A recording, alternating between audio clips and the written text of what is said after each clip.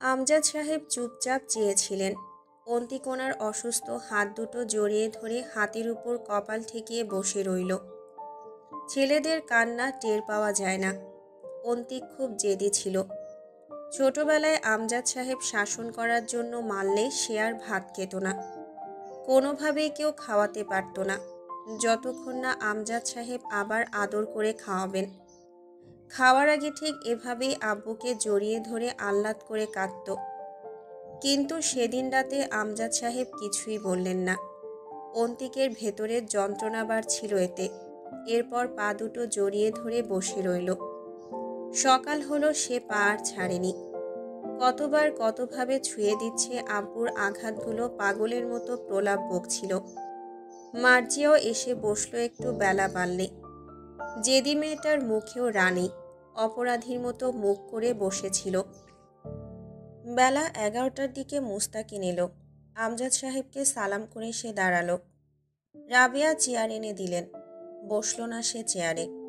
যে মাদুরটা পাতা ছিল তাতে সবার সাথে পা গুটিয়ে বসে পড়ল। চেয়ারে বসে আছেন আমজাদ সাহেব। হুট করে অন্তু কেন যেন একটা অপ্রাসঙ্গিক কথা তুলে বসল। আখির কেসটা কত দূর এগোলো অফিসার? কেস টানার জন্য দড়ি লাগে, সেটার প্রান্ত হারিয়ে ফেলেছি। থেমে আছে বলা চলে, বন্ধ হয়ে গেছে। আপনি বলেছিলেন ওরা নাকি বাড়ি ছেড়ে চলে গেছে। হ্যাঁ, আমি গিয়ে পাইনি। আপনি গিয়েছিলেন না? আমিও পাইনি। তাহলে যে জিজ্ঞেস করছেন? অন্তু কোনো কথা বলল না। তার মুখে পর্দা নেই, শুধু মাথায় ওড়না দেওয়া। অন্তু যতক্ষণ চুপ রইল আর কেউ কথা বলল না। সে নিজেই সময় নিয়ে বলল, এর মাঝে 3 দিন অলরেডি কেটে গেছে। আজ 4র্থ দিন। ওরা এই 2 দিনে কোনো মুভমেন্ট দেখায়নি। ব্যাপারটা জটিল। অন্তিক এখন বাড়িতে, যদিও আমি কিছুই বুঝতে পারছি না। আসলে কিসের জন্য কি হচ্ছে তা ধারণা করতে গেলে মাথায় প্যাচ লেগে যাচ্ছে। ওরা এবার বাড়ি চলে আসলে পুরো পরিবার শুদ্ধ টুকরো টুকরো করে কেটে রেখে যাবে। তাই আমি চাচ্ছিলাম থানায় একটা ছোট্ট রিপোর্ট করে সাধারণ সালিশের মাধ্যমে পলাশের কাছে কিছুদিন সময় চেয়ে নিতে, যাতে কুড়িগ্রামের জমিটা বিক্রির জন্য আরও খানিকটা সময় পায়। মোস্তাকিন একটু ভেবে বলল, থানায় এই নিয়ে আলাপ করাটা কতটা ঠিক হবে বলতে পারছি না। পলাশ ব্যাপারটা কেমনভাবে নেবে জানা নেই। আর খবর পেয়েছি রাজনাজগড় দিনাজপুরে নেই। ওদের বিরুদ্ধে এমনকি কারো বিরুদ্ধে কোনো অভিযোগ করব না আমি। শুধু অন্তিকের ঋণের বিষয়টা জানাবো এবং পলাশ রাজগড়ের সাথে একটা আলোচনার মাধ্যমে আইনগতভাবে খানিকটা সময় আমরা চেয়ে নিতে চাই। মুস্তাকিন মাথা নাড়ল। কিছু সময় চুপ থেকে বলল, আপনি কি ভরসা হারিয়েছেন আমার উপর? নির্লিপ্ত শোনালো মুস্তাকিনের স্বর। ভরসার প্রশ্ন উঠছে না অফিসার। তাছাড়াও আপনার ডিপার্টমেন্ট আলাদা। আপনি খুন খারাপির প্রশাসনিক দায়িত্বে আছেন, আমাদের ব্যাপারটা তা নয়। আজ মুস্তাকিন অন্তুর জলদগম্ভীর শীতল বুদ্ধিমতী রূপটা আরেকবার পর্যবেক্ষণ করল, যার কথার ভার, চোখের শান্ত চাহনি, ঝাঁঝালো তেজস্ক্রিয়া এবং মানসিক কাঠিন্য খুব নজরে আসছিল। অথচ এই মেয়েটাও কেমন মরিচা ধরা পাতলা লৌহখণ্ডের ন্যায় ক্ষয় হয়ে গিয়েছিল সেদিন। মানসিকতার শক্তির উপর আঘাত ঠিক ইটবালু সিমেন্টের কাঁচা গড়নে পানির মতো কাজ করে। যত পানি দেবে তত মজবুত হবে যেন। অন্তুর পরীক্ষা আছে আজ। সে বের হবার সময় অন্তিক ডাকল। বহুত দিন পর অন্তিক ডাকল। অন্তু ভাবান্তরহীনভাবে ফিরে তাকালো। এই অবস্থায় একা যাবি না, চল আমি সাথে গিয়ে পৌঁছে দিয়ে আসি। অন্তু হেসে ফেলল। ধুর, বেচা গরুর দাঁত ধরে টানছিস কেন? তাতে কি গরু আর ফিরবে মালিকের কাছে? আমি সোল্ড আউট রে। পণ্যের মতো কোম্পানি থেকে শহর বাজারের শোরুমগুলোর মালিকদের কাছে স্যাম্পল হিসেবে দেখা হয়ে গেছি। এখন আর প্রোডাক্ট স্টকে নেই, অলরেডি সোল্ড। তুই আরাম কর, আমি চলে আসব। অন্তিক মাথা নত করল না, লজ্জাও পেল না। সে তাকিয়ে দেখল অন্তুর দাপুটে পা ফেলে বেরিয়ে যাওয়া। অন্তুর কাছে সে গুরু ছিল, তবে নিচে নেমে গেছে কয়েক বছর আগে। ততদিনে ছোট্ট অন্তু বড় হয়ে গেছে, সক্রিয় হয়ে উঠেছে। তার তো আরও ভৎসনা প্রাপ্ত। বাবা মা বোন ক্ষমা না করলে তার ক্ষমা নেই। এরকম ছোটখাটো কটূক্তিতে তার সুখ হচ্ছিল। অন্তুর কাছে মাথা আরও নত হয়ে আসছিল। মানুষ চিরকাল মোটেই নিজের আত্মগৌরব ধরে রাখতে সক্ষম হয় না। নিজের দোষে তা কখনো কখনো খুব জঘন্যভাবে মরা পাতার মতো ঝরে পড়ে। ঠিক যেমন সে আজ নিতান্তই নর্দমার কীট। অবাঞ্ছনীয় জেদের বশবর্তী হয়ে সর্বস্ব ধ্বংস করা এক অভিশাপ। পরীক্ষা শেষ করে ক্যাম্পাস থেকে বেরিয়ে অন্তু গেল থার্ড ইয়ারের ফর্ম ফিল আপের জন্য। মনোয়ারা রেহমান ওকে দেখে মৃদু হাসলেন। ভালো আছো?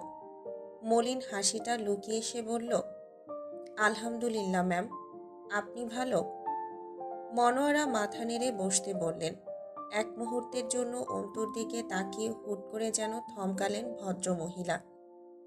অন্তুর মুখ খোলা পর্দা নেই তাতে, তবে সঙ্গোপনে এড়িয়ে গেলেন এই ব্যাপারটা। মনোয়ারা কিছু বুঝলেন বোধহয়। কিছু বলবে অন্তু?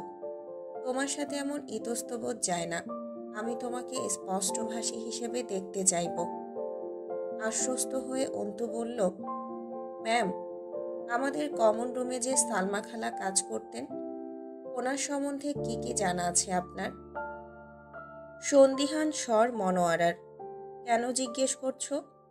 অন্তু খানিকক্ষণ চুপ করে রইল, কিছু ভাবল। একটু রহস্যমণ্ডিত লাগলো ব্যাপারটা। এরপর আচমকাই সহজ গলায় বলল, জানি না।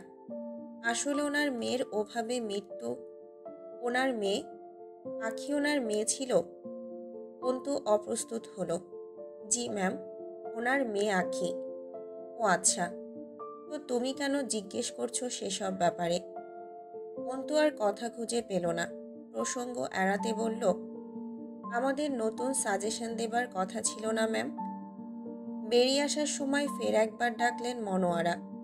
শোনো মেয়ে, এতক্ষণ অনধিকার চর্চা হবে বলে জিজ্ঞেস করিনি, তবে না করে পারলাম না। তোমায় দেখে ঠিক লাগছে না। আমার অভিজ্ঞতাকে বোধহয় ফাঁকি দিতে পারেনি তোমার চতুর চোখ। অন্তু হাসল। সুযোগ পেলে পরে কখনো সরল চোখে তাকাবেন ম্যাম, পড়ে নেবেন সবটা, আর জোর করবেন না। আমার জন্য দোয়া করবেন। একটা সরু দীর্ঘশ্বাস বেরিয়ে এলো। জীবন তার সাথে বেশ গভীর নিষ্ঠুর খেলায় মত্ত হয়েছে। জিতবে কে? জীবনের সাথে নাকি জেতা যায় না। হার নিশ্চিত জেনেও সে কি একবার লড়বে? হারার জন্য লড়াটা বোকামি হবে না? আবার না লড়ে জিতে যাওয়াটাও কি ছোটলোকি হবে না? ভাবনা শেষ হলো শহীদ মিনারের সম্মুখে এসে। মেরুদণ্ড বেয়ে এক শঙ্কিত হাওয়া মস্তিষ্কের নিউরন কোষে আন্দোলন তুলল যেন। জয়, জয়, জয় আমির। এই পথটা তার বহু হেনস্তার সাক্ষী। আজ দেখা হবে? না হবার চান্স বেশি। গতকাল নির্বাচনে জেতার উৎসব করে এখন হয়তো ঘুমাচ্ছে। অন্তু হাসল।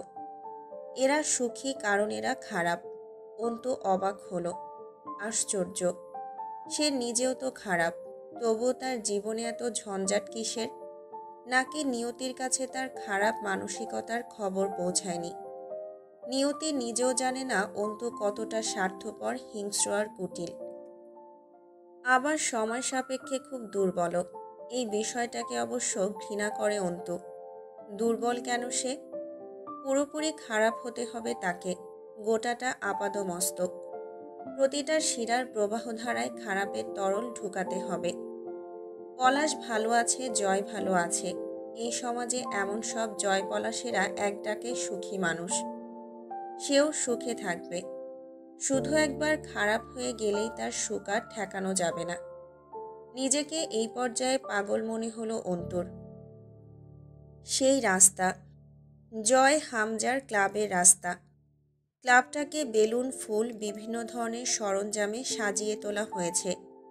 একগাদা চেয়ার জড়ো করা পাশের মাঠটায়।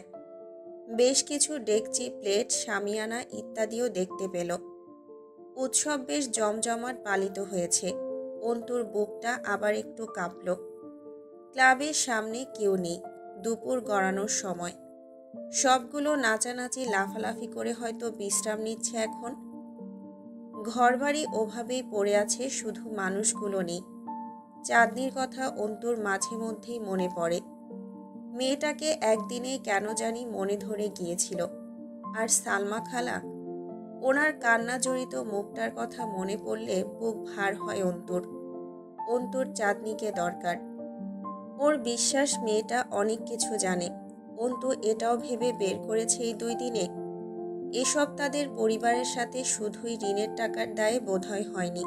কিছু একটা ঘটেছে, চলছে পিঠ পিছে, যা আন্দাজের বাইরে। কি হতো সেদিন যদি জয়কে শেষ মুহূর্তে রক্ষা না করত? ভাবতেই বিষে উঠল ভেতরের ভাবনাটা। এক জানোয়ারের সাপেক্ষে আরেক জানোয়ারকে শুকরিয়া জ্ঞাপন করছে যেন পাগল মনটা। তবুও সে কৃতজ্ঞ ওই নোংরা লোকটার কাছে, অন্তত নিশ্চিত সর্বনাশের হাত থেকে রক্ষার খাতিরে। টিনের বেড়া কেটে বানানো দরজাটা চাপানো ছিল। তা চেপে ভেতরে ঢোকার চেষ্টা করতেই কেমন ক্যারক্যার শব্দ করে উঠল। অন্তু সাবধান হলো। কোনো মতে ভেতরে মুখ দিতেই একটা বিশ্রী গন্ধ এসে সুরসুর করে নাকের গভীরে প্রবেশ করল। বমি এসে গেল অন্তুর। ওড়না তুলে নাক চেপে ধরল। এই কয়দিনে একটা বসত বাড়িতে এমন দুর্গন্ধের উৎস কি? কিছু মরে পড়ে আছে নাকি? ঘরগুলো ফাঁকা, জিনিসপত্র কিছুই নেই। যত এগিয়ে যাচ্ছিল গন্ধটা আরও প্রকট হয়ে নাকে আসছিল। মাটির রান্নাঘরে ইঁদুর মাটি তুলে ছোট ছোট পাহাড় বানিয়েছে। চাঁদনি যেই ঘরে তাকে বসিয়েছিল সেখানেও উকি দিল একবার। ফাঁকা সেসব। অথচ গন্ধের উৎসটা আসছে আসলে ওই বিল্ডিং থেকে, যেটা অন্তু এর আগের বার এসেও দেখেছিল। ওভাবেই পড়ে আছে। শুধু ছাদ হয়েছে, নিচে মাটি, জানালা দরজা কিছুই নেই। কৌতূহল দমাতে না পেরে সেখানে উঠে গেল অন্তু। ইটের উপর ইট রেখে সিঁড়ি তৈরি করা, যেটা আগে ছিল বলে মনে পড়ল না। বালু বিছানো মেঝে, দুটো পাশাপাশি ঘর। এক ঘরে উকি দিয়ে ফাঁকা পেল। ওপর ঘরে যেতেই একদম পেট গুলিয়ে এলো অন্তুর। শক্ত করে ওড়না চাপল নাকে। অবাক হয়ে দেখল ঘরটা। একটা মাদুর, 2-3টা চটের বস্তা, চাটাই, পিঁড়ি ইত্যাদি বিছানো। তার উপর ছিটিয়ে পড়ে আছে অনেকগুলো কাচের বোতল, ক্যান। বোতলগুলো অ্যালকোহলের। মোড়কের মতো কাগজ ছড়িয়ে আছে পুরো ঘর জুড়ে। তাতে নিশ্চয়ই নেশাদ্রব্য ছিল। একটা জিনিস যা অনেকগুলো এখানে পড়ে আছে তা দেখে প্রথমে বুঝতে পারছিল না অন্তু এগুলো আসলে কি। একটু পরেই মাথায় এলো, এ তো কলকি। গাজার কলকি বা স্টিক তৈরির 3 কোণা আকৃতির মোড়ক। এসবের গন্ধ আসছে, তবে এমন বিশ্রী আর তীব্র যেন নয়, যা নাকে আসছিল।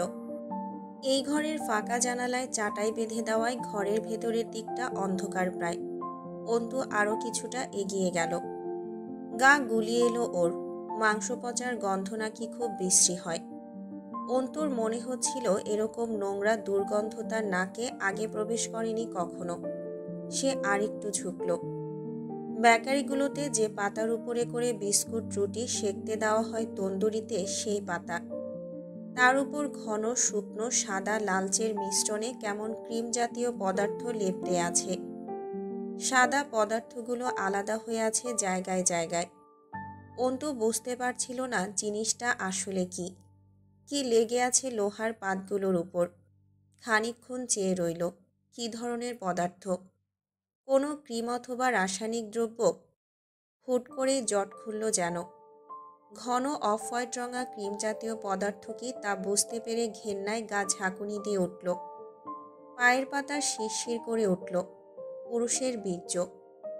অন্তু কয়েক কদম পিছিয়ে এসে কেঁপে উঠল। একটু ধাতস্থ হতেই ভাবনা এলো, তাহলে এই পদার্থটির সাথে রক্ত কেন? পরে বুঝতে পারল ওখানে পড়ে শুকিয়ে আছে রক্ত, পুজ এবং বীর্য। মানবদেহের বজ্র পদার্থের সবচেয়ে ঘৃণ্য ও নোংরা 3টি পদার্থই এখানে পড়ে আছে। অন্তুর শরীরের পশমগুলো তখনও দাঁড়িয়ে আছে। লোমকূপগুলো শিউরে আছে। পেটে মোচড় দিয়ে আসছিল। কি হয় এখানে?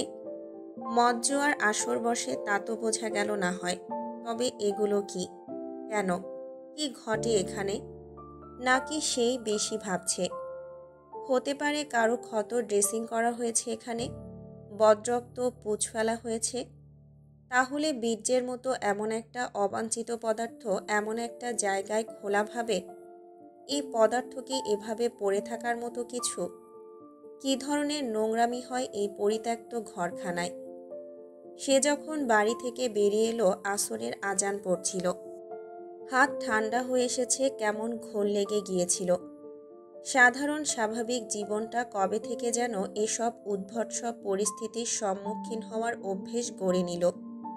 এই ভয়টাও ভেতরে কাজ করছিল না যে পাশেই ক্লাবঘর, কেউ দেখে ফেলবে তাকে। খানিক হেঁটে তবে রাস্তায় উঠতে হয়। বাড়িটার চারপাশে কোনো বসতি নেই। অন্তু ভেবে পাচ্ছিল না এখানে আসলে হয় কি।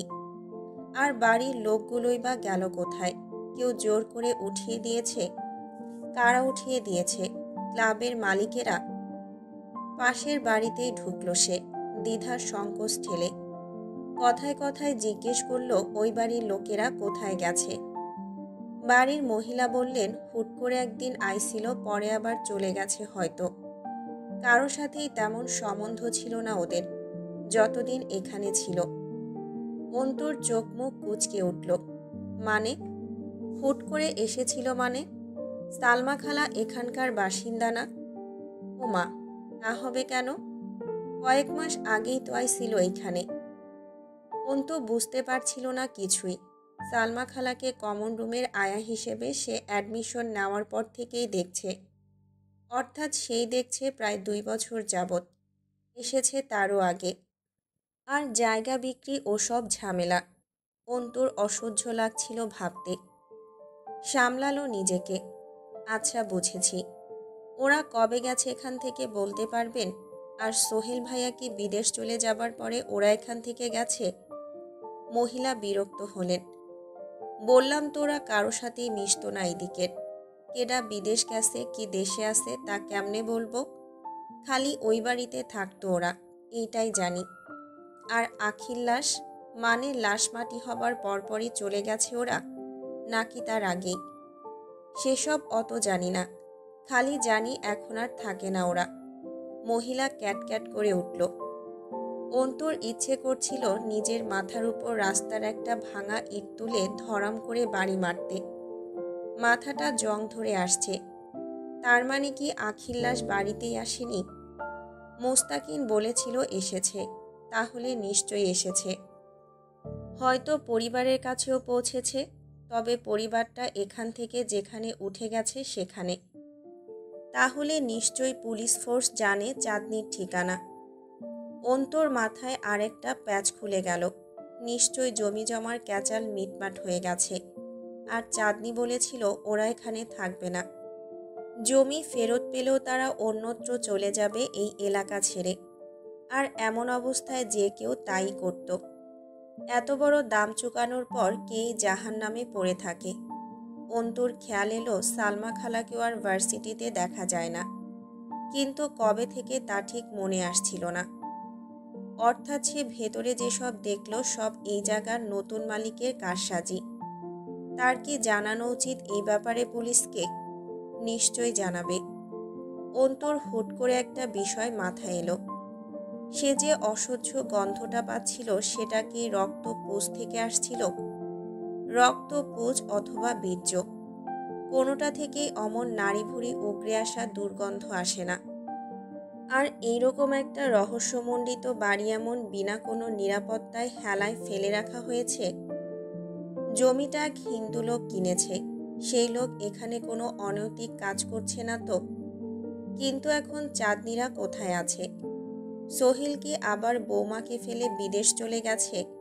আর আখির ছোট ভাই সোহান ক্যান্সারে মরেছিল, সেটাও এক রহস্য। চাঁদনিকে জিজ্ঞেস করেও সেদিন কোনো উত্তর পায়নি। খুব সংযমিতভাবে এড়িয়ে গিয়েছিল চাঁদনি বিষয়টা। সে দারুণ চাপা এবং অদ্ভুত। অন্তুর অনেক অনেক কিছুই জানার ছিল চাঁদনির কাছে, কিন্তু কোথায় পাবে ওদের? কোনো খোঁজ জানা নেই। থানার গোলঘরে পলাশ যখন ঢুকছিল অস্বাভাবিকভাবে অন্তুর গাটা ঝাঁকুনি দিয়ে উঠেছিল। শীতের মৌসুম, তবে গা ঘেমে উঠছিল। পলাশের ঠোঁটের ওই মিচকি হাসি, জলজলে চোখ দুটো, তীরের ফলার মতো নাকের পাটা, ধারালো অস্ত্রের মতো বিদীর্ণকারী। এসব সময় নারী মনকে অন্তু ঘেন্না করে। ভয়ে জড়িয়ে যাওয়া মানসিকতা, বারবার পলাশের সেই ছোঁয়াগুলো শরীর ছুঁয়ে যাচ্ছিল। অন্তু মনে মনে কৃতজ্ঞ জয়ামিরের উপর। পলাশ খুব শান্ত এবং ঠান্ডা একটা মানুষ, একটু উত্তেজিত হয় না। থানায় কথাবার্তা বলছিল খাঁটি শুদ্ধ ভাষায়, শিক্ষার প্রয়োগ করছিল, খুব গুছিয়ে, আইনকে বিভ্রান্ত করার চাল। কিছুদিন সময় পাওয়া গেল পলাশের কাছে।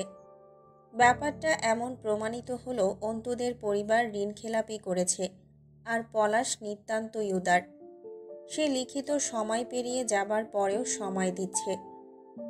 বেরিয়ে যাওয়ার সময় চট করে এক পলক অন্তুর দিকে তাকিয়েছিল পলাশ। ওই সময়টুকুর মাঝে পলাশের ঠোঁট হেসেছে খুব সূক্ষ্ম হাসি। এই হাসিটায় জয়ের ঠোঁটের কোণে বহুবার লক্ষ্য করেছে সে। পলাশের চোখ যেন বহুদিন ধরে খুঁজছে অন্তুকে। অন্তিক পাশে পাশেই ছিল, মোস্তাকিন আগে আগে হাঁটছিল। থানার সদর ঘরে বসে অন্তিক বলল, আব্বু এখন মোটামুটি সুস্থ মুস্তাকিন। তোমার সময় থাকলে আমরা কালই রওনা হব কুড়িগ্রাম। দেরি করার সাহস পাচ্ছি না। আমার সময় হবে, কালই যাই এক দফা। এমন নয় যে একদিন একবেলা গেলেই কাজ হাসিল হয়ে যাবে। 2-1 দিন ঘোরাঘুরি করা লাগতে পারে। পকেট থেকে সিগারেটের প্যাকেট বের করতে আজ আর ইতস্তত বোধ করল না সে। অন্তুর দিকে প্যাকেট ইশারা করে বলল, কেনাই? অন্তু সামান্য মাথা নাড়িয়ে অন্যদিকে ফিরল। সিগারেটের টান দিয়ে মুস্তাকিন বলল, অন্তুকে একা রেখে যাবেন? হ্যাঁ, একাই থাকতে হবে। ওর ভাবিকে গতকাল ওই বাড়িতে রেখে এসেছি। এখানে যেসব চলছে এর মধ্যে অসুস্থ শরীরে আরও কষ্ট পেত। অন্তু অনেকক্ষণ ধরেই কিছু বলতে চাচ্ছিল। মুস্তাকিন তা বুঝে বলল, কিছু বলবেন? আখিদের ওই বাড়িতে যা দেখেছে অন্তু তা আপাতত চেপে গেল। শুধু বলল, চাঁদনির মানে ওই ভিকটিম মেয়েটার ভাবি এবং মা এখন কোথায় থাকে সেটা জানেন নিশ্চয়ই, যেহেতু বডি পাঠিয়েছিলেন। আমি দেখা করতে চাই ওদের সাথে। মোস্তাকিন কিছুক্ষণ চেয়ে রইল অন্তুর দিকে, পরে বলল, আমি পাঠাইনি বডি, থানা থেকে পাঠানো হয়েছিল। আমাদের ডিপার্টমেন্ট ভিকটিম বডি নিয়ে বিশেষ কোনো কাজ করে না। আমি জেনে আপনাকে জানাবো। তাছাড়া জরুরি নয় এই সময় ওদের সাথে দেখা করা। মোস্তাকিন চলে গেল। থানার সদর ঘর ফাঁকা তখন। অন্তু উঠে এগিয়ে যেতেই অন্তিক ডাকল, অন্তু, মুখে ওড়না চেপে বাইরে বের হ। অন্তিকের কণ্ঠস্বর রুষ্ট। মোস্তাকিনের ওভাবে তাকিয়ে থাকা সহ্য করতে পারেনি, তবুও খুব কষ্টে চুপ ছিল। অন্তু পেছন ফিরল না, সামনে এগিয়ে যেতে যেতে বলল, যাওয়ার সময় যেভাবে এসেছি ওভাবেই যাব।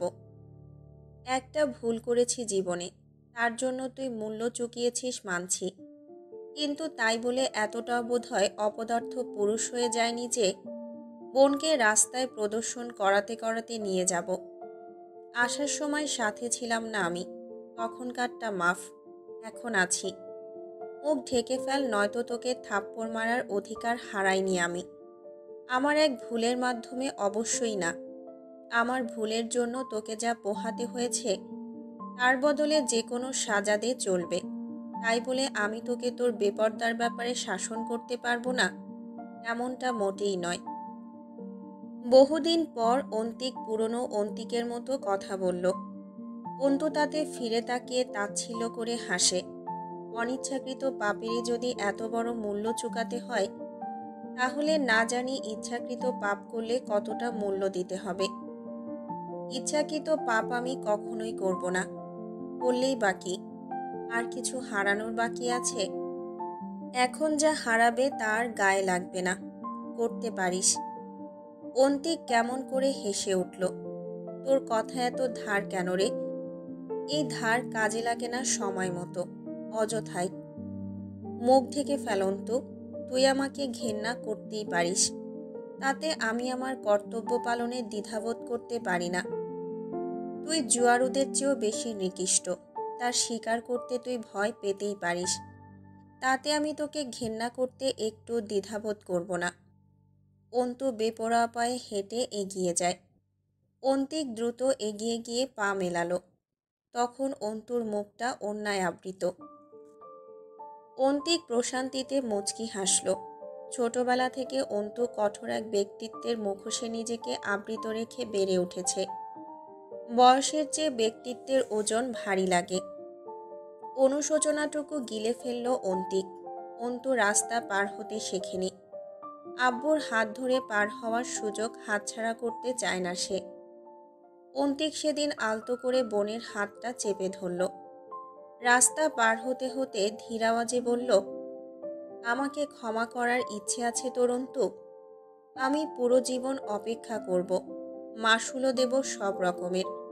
তোকে ঘেন্না কাটাতেও বলবো না আমার উপর থেকে, শুধু মুখ ফিরিয়ে থাকিস না।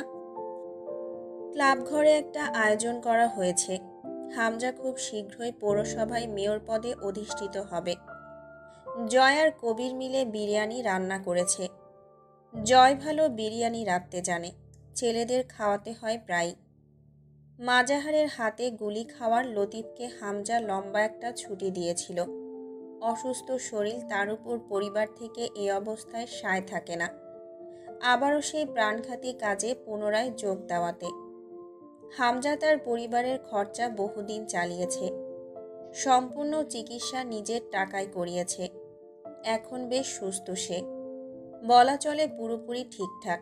দলের ছেলেদের উপর হামজার অবদান অপরিসীম। লতিফ খেতে খেতে বলল, এত ভালো রান্না কই থেকে শিখছো জয়? মনে হচ্ছে বাড়ির মহিলাদের হাতের বিরিয়ানি খাচ্ছি। হামজা বসেছে সোফায়, জয় শুয়েছে টান হয়ে হামজার কোলে মাথা রেখে। পা দুটো তুলে রেখেছে সেন্টার টেবিলের উপর, ভিডিও গেম খেলছে ফোনে। জয় খুব দুঃখিত স্বরে বলল, জীবনে বেশি বেশি চিল মারতে যাইয়া আর এসব বান্দরের পাল খাওয়াইতে পিকনিক এত করছি, রান্নার হাত গ্রীষ্মকালীন আমের মতো পাকা। খান খান, খালি একটু দোয়া কইরেন আমার জন্য, যাতে খুব তাড়াতাড়ি বিয়ে হয়ে যায় একটা। একা রাত কাটতে চায় না, খুব দুঃখে আছি, আর্জেন্ট বউ দরকার। সকলেই হেসে উঠল। জয় ফোনে চোখ রেখে হঠাৎই আনমনা হয়ে বলল, আরমিন আবার এসেছিল এই বাড়িতে। আচ্ছা, ওই সেরির জীবনে দুঃখের কি খুব অভাব? দড়ি ছিঁড়ে মার খেতে চারদিক যেচে পড়ে ঘুরে বেড়ায় দুঃখ জোগাড় করতে। হামজা জিজ্ঞেস করল, ওখানে কেন গেছিল? জয় হাসল। হুমায়ুন আহমেদের উপন্যাস পড়েছিলাম, সুন্দরী চেংড়িরা বোকা হয়। আসলে ওই শালি একটু বেশি সুন্দরী তো, মাথায় মাল কম। সেরির ধান পড়ে চুলায়, সেরি পানি ঢালে পাছায়, তাইলে কি হইল? না জানি কি সব দৃশ্য দেখা আসছে। কলজার ওজন কতখানি হইলে এত কিছুর পরেও থামেনি। এ তোরা কি ওই সেরিরে যাইয়া কইয়া আসবি ওর সাথে সামনে কি কি হইতে পারে? তুই নিজে দেখেছিস ওকে? হ, দুপুরে এইখানেই ঘুমাইছিলাম, বিকেলে উঠে পেছনের বারান্দায় দাঁড়াতেই এক নজর দেখা হয়ে গেল। হামজা সিগারেট ধরিয়ে ধোয়া ছেড়ে সোফায় হেলান দিয়ে বসল। হতে পারে দেখেনি কিছু, দেখলেও বিশেষ কিছু দেখার কথা না। ওই বাড়ির মহিলাদের খুঁজতে গিয়েছিল, এখনো কি সেসব পড়েই আছে ওখানে? তাই তো থাকার কথা। ও দেখেছে আমি নিশ্চিত, আর দেখলে শ্বশুর বাড়িতে জানাবে, এটা ডাবল নিশ্চিত। তুমি খালি ভাবো কতখানি সাহসের দরকার ওসব দেখেও চুপচাপ বেরিয়ে আসা। লতিফ হেসে উঠল। সাহসী যদি না থাকবো তাইলে কি আর তোমার মুখে খাবলা ধইরা থুতু ছড়ে? ওইটাই তোই বোঝা যায় মাইয়ার কলজা 12 হাত। সকলের মাথায় বাজ পড়ল কথাটা শুনে, কিন্তু জয়ের মুখে অপমান নেই। সে খুব দুঃখের সাথে বলল, হ, কামটা ভালো করে নাই মাগার। জয় হেসে ফেলল। হামজা জয়ের সেই হাসিটাই কেড়ে নিয়ে চট করে হেসে ফেলল লতিফের দিকে তাকিয়ে। আপনি এসব কি করে জানলেন লতিফ ভাই? আপনার তো জানার কথা না। আধ খাওয়া সিগারেটটা 2 আঙ্গুলে চেপে ধরে নেভালো। তাতে বোধহয় হাতের পুরো চামড়াতে অল্প খানিকটা সেক লাগলো। আবার তাকালো লতিফের দিকে। ভাবছিলাম খাওয়া শেষ হলে আপনাকে জিজ্ঞাসাবাদ করব। আপনি নিজে থেকেই খুব ফাস্ট দেখছি। সিগারেটটা অ্যাস্টেতে ফেলে বলল, এসব লাইনে বাটপারি করতে গেলে সতর্কতা খুব জরুরি। এখানে সবাই খেলোয়াড়, সবার মাথায় ফুল স্পিডে ঘোড়া কাটার মেশিনের মতো চলে। অল্প একটু ভুল হলে ছিন্ন ভিন্ন হয়ে যাবেন। আপনার আরও সতর্ক হওয়া উচিত ছিল। হাস্যোজ্জ্বল চোখে কথাগুলো বলে আরাম করে উঠে দাঁড়ালো হামজা। উঠে বসল জয়। ফোনটা পাশে রেখে হাত দুটো হাঁটুতে গেড়ে পিঠ বাঁকিয়ে বসল। চোখ হাসছে তার। শার্টের কলারের উপর দিয়ে শিকল আকৃতির চেনটা ঝুলে আছে নিচের দিকে। তাতে ইংরেজি হরফ জে লকেট। বাঁ হাতের রিসলেটটা কবজি থেকে কনুয়ের একটু উপরে পড়ে রইল। পরনে সাদা ধবধবে লুঙ্গি, তার উপর কালো জ্যাকেট পরেছে। পাড়া ক্লাব এমনই চলাচলে তাকে কোনো সময় ফর্মাল পোশাকে দেখা যায় না। লুঙ্গি, শার্ট, চামড়ার জুতোই চলে। গ্রাম্য মোড়লের মতো দেখতে লাগছে তাকে। পাশেই হামজা দাঁড়িয়ে আছে, সাদা পাঞ্জাবি পরিহিত, কালো শাল জড়ানো। ঠোঁটের কোণে বাঁকা হাসি জমে থাকা অবস্থায় কেমন করে যেন তাকিয়ে রইল জয় লতিফের দিকে। হামজা মিটিমিটি হাসছে। এই হাসি লতিফের উপরে করা সবটুকু ন্যায়পরায়ণতার হিসেব গুনছে। কোনো দিকে ফাঁকা রাখেনি হামজা লতিফের ভরণ পোষণে। তার দাম সে আস্তে করে আদায় তো করে নেবে। এই হাসি দ্বারা সে লতিফের দ্বারা প্রতারিত হবার দুঃখটুকু ঢাকতে চাইল। লতিফের আর খাওয়া উঠছে না। সে বুঝতে পারছে আজ তাকে কেন আপ্যায়ন করে এখানে আনা হয়েছে। জয় হাই হাই করে উঠল। আরে আরে, করতেছেন কি লতিফ ভাই? আমি কি জানোয়ার নাকি যে খাওয়া অবস্থায় মারব কাউকে? হোক সে যত বড় জোচ্চোরার বিশ্বাসঘাতক। খাওয়া শেষ করুন, আরামসে কথা বলি। এই কবির, আমার জন্য 1 প্লেট আনতো। লতিফ ভাইয়ের সাথে বসে খাবো, যা। লতিফ ছটফটিয়ে উঠল। হামজা শালটা ডান কাঁধে তুলে নিয়ে বলল, আমি বাড়ি যাচ্ছি। এখানে এখন থাকাটা ঠিক হবে না। আফটার অল নতুন মেয়র আমি। আমার কিছু নৈতিক দায়িত্ব আছে। আমার সামনে কোনো অকাম ঘটবে আর আমি তাকিয়ে দেখব, কিছুই করব না? এটা তো ঠিক না। 2 দিন আগে অনেক বিশ্বাস করে জনগণ ভোটে তুলেছে আমায়। কাজ ফুরালে তুই দেরি করিস না ফিরতে। আজ রাতে দাবা খেলবো আমি আর তুই। অনেক দিন খেলা হয় না। হামজা হেলে দুলে হেঁটে বেরিয়ে যায়। জয় আরাম করে বসে গপাগপ বিরিয়ানি খেতে বসল। বিশাল বিশাল হাতে বিশাল বিশাল লোকমা। তার খাওয়ার ধরন ভালো না। ভদ্রলোকেরা দেখলে এক শব্দে বলবে, অসভ্য জঙ্গলিদের মতো করে খায় জয়। গপ গপ করে 1 প্লেট বিরিয়ানি খুব রুচির সাথে মনোযোগ দিয়ে খেয়ে ঠান্ডা রাতে ঠান্ডা ঠান্ডা বোতল নিয়ে বসল। লতিফ কাকুতি ভরা চোখে বসে আছে।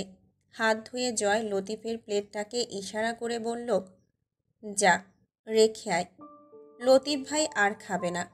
ভাই, হাত ধুয়ে নেন। আমার প্লেটেই ধুয়ে ফেলেন। আমরাই তো। যা করেছেন করেছেন, আর তো এরপর করার সুযোগ পাবেন না। তাহলে আর কিসের কি? তখন আমরা ভাই ভাই। আসেন, মদ খাই। জোর করে মদ পান করালো লতিফকে। নাক মুখ দিয়ে উঠে এলো তা।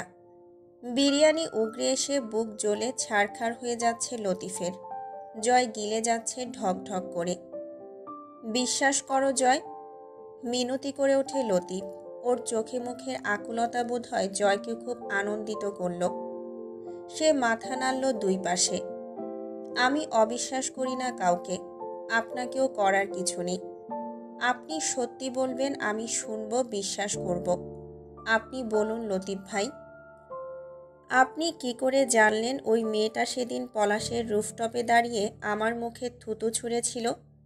আর ওই মেয়েটাই কালই পরিত্যক্ত বাড়িতে এসেছিল। এসব আপনি কিভাবে জানলেন? আর কিছু বলার নেই লতিফের, তার রুহু কাঁপছে। জয় হাসল। আপনারে হামজা ভাই আজ মাসের বেশি ছুটিতে রাখছে দলের যে কোনো কাম থেকে। কেন? কারণ আপনি নাকি আমারে বাঁচাইতে নিজে গুলি খাইছেন, বদলে হামজা আপনার চিকিৎসা করাইছে, সব ধরনের এক্সট্রা নিরাপত্তা দিছে, আপনার জন্য মাজাহারকে মেরে শত্রুতা বাড়াইছে। আর আপনি সেই মাজাহারের সাথে হাত মেলাইলেন। ছি, অবশ্যই এর কারণ আছে। সে আপনাকে ডেকে বোঝাইল হামজার পার্টিতে থাকলে এভাবেই জখম হতে হবে আপনাকে, অথচ আপনার জন্য যে মাজাহারকে মেরে আমি আর হামজা সোসাইটির সকল সাইটে বদনামি আর শত্রুতা কামিয়েছি, এইটুকু দেখলেন না আপনি? ইজ্জত রইল না শালা, মাজাহারের সাথে আপনি মিলছেন গুলি খেয়ে। ওদিকে পলাশ খানকির বাচ্চা দ্বিমুখী পাগল শালা, শালার সাওয়াল টাল সাইকো, ভাবে যে আমরা কিছুই বুঝি নাই, গু খাই।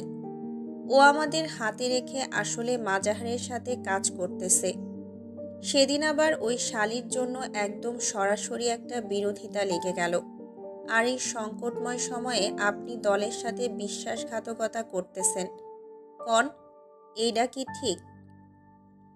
একটু থেমে ঘন ঘন মাথা নাড়ল জয়। নট গুড লতিফ ভাই। তার উপর আবার থুতুর ব্যাপারটা আমার ছেলেদের সামনে বলে আমার ইজ্জতের 11টা বাজালেন। লতিফ আহাজারি করল। জয়, বিশ্বাস করো আমি যাইনি, মাজাহার এসেছিল। আমি কিচ্ছু করিনি ওদের সাথে মিশে, খালি এইটুকু শুনেছি তুমি সেদিন ছিলা ওইখানে। তা আমি জানি, কিন্তু কিন্তু ছোটবেলায় পড়ছিলাম ছোট ছোট বালুকণার বিন্দু বিন্দু জল মহাদেশ আর মহাসাগর গড়ে। আজ ও আপনাকে জানাইছে, কাল আপনি ওকে জানাবেন। এই ধারাবাহিকতা চলতে দেওয়া মূর্খতা হয়ে যাবে না? এজন্যই কষ্ট করে এতদিন ধরে মাস্টার্স কমপ্লিট করলাম।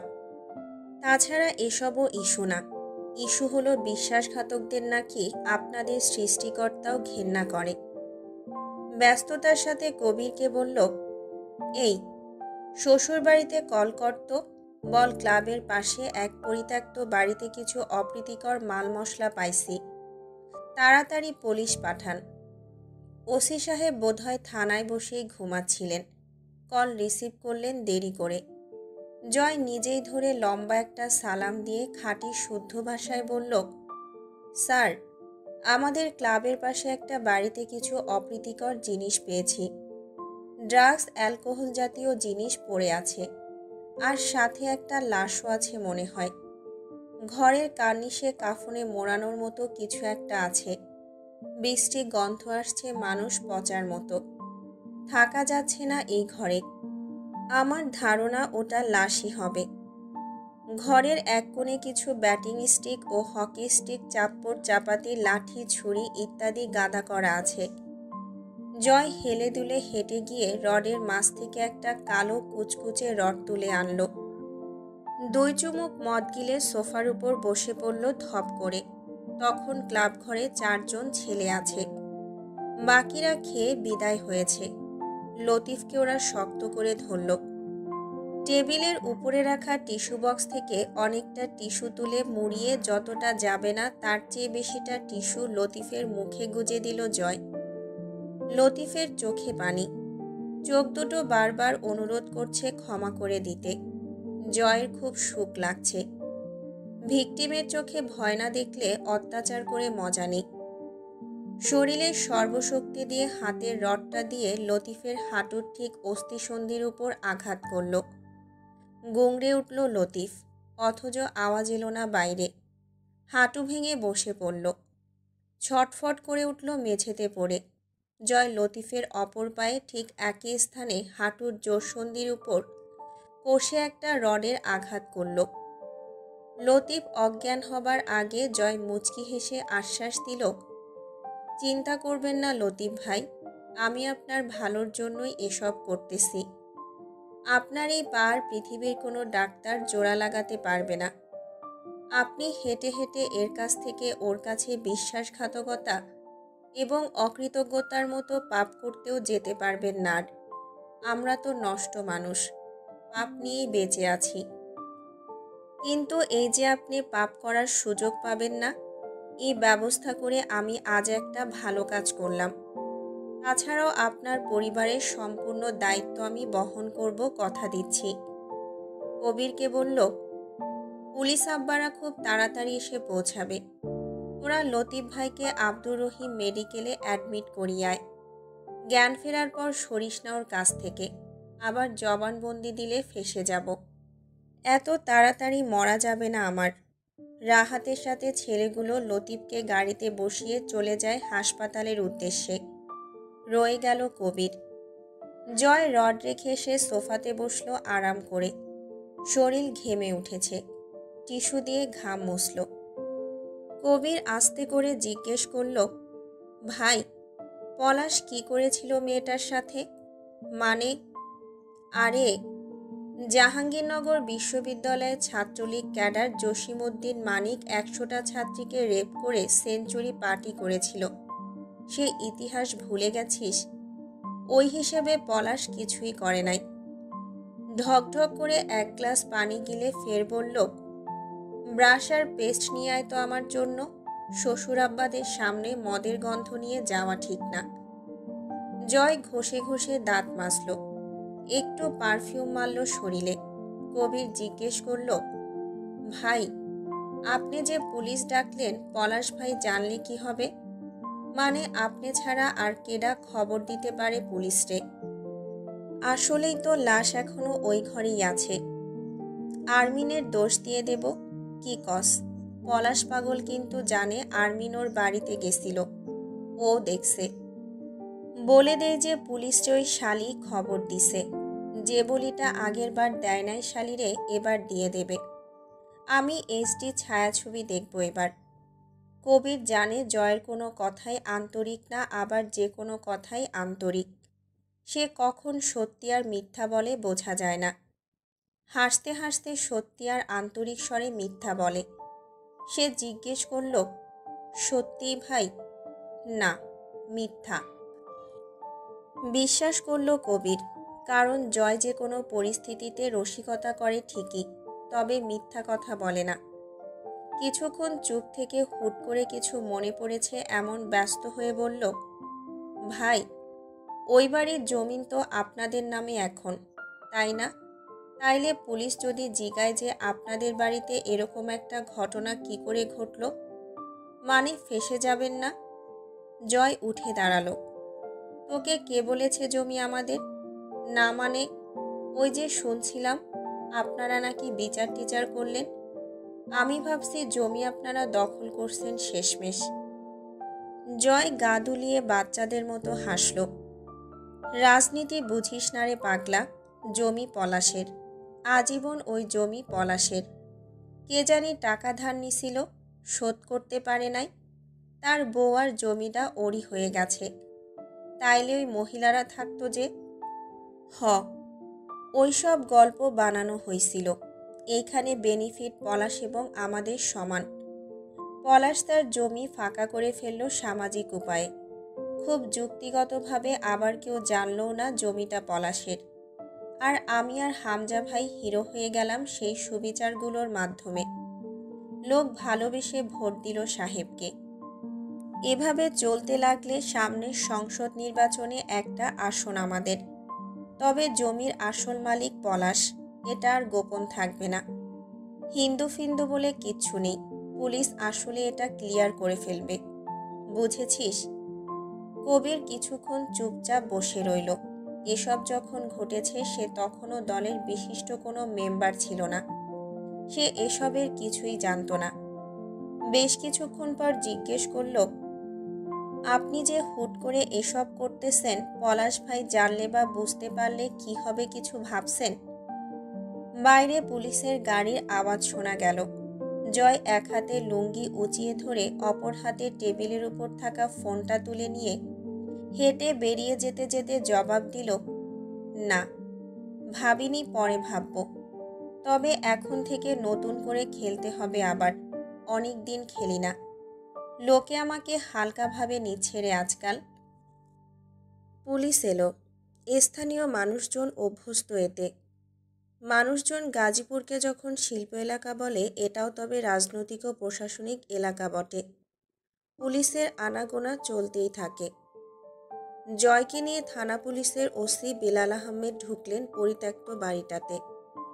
এখানে নাকি কিছুদিন আগেও লোক বাস করত। তাদের ব্যাপারে বিশেষ জানাশোনা নেই কারোরই। এখন আর তারা থাকে না, কবে গেছে সেটাও জানা নেই কারো। অসহ্য দুর্গন্ধ ঘরটাতে, লাশ পচা গন্ধ। এখনও সেই সকল নেশাদ্রব্যের অবশিষ্টাংশ পড়ে আছে চটের বস্তা এবং মাদুরের উপর। সকলে নাকে চেপে ধরে ভেতরে ঢুকলো শুধু জয় বাদে।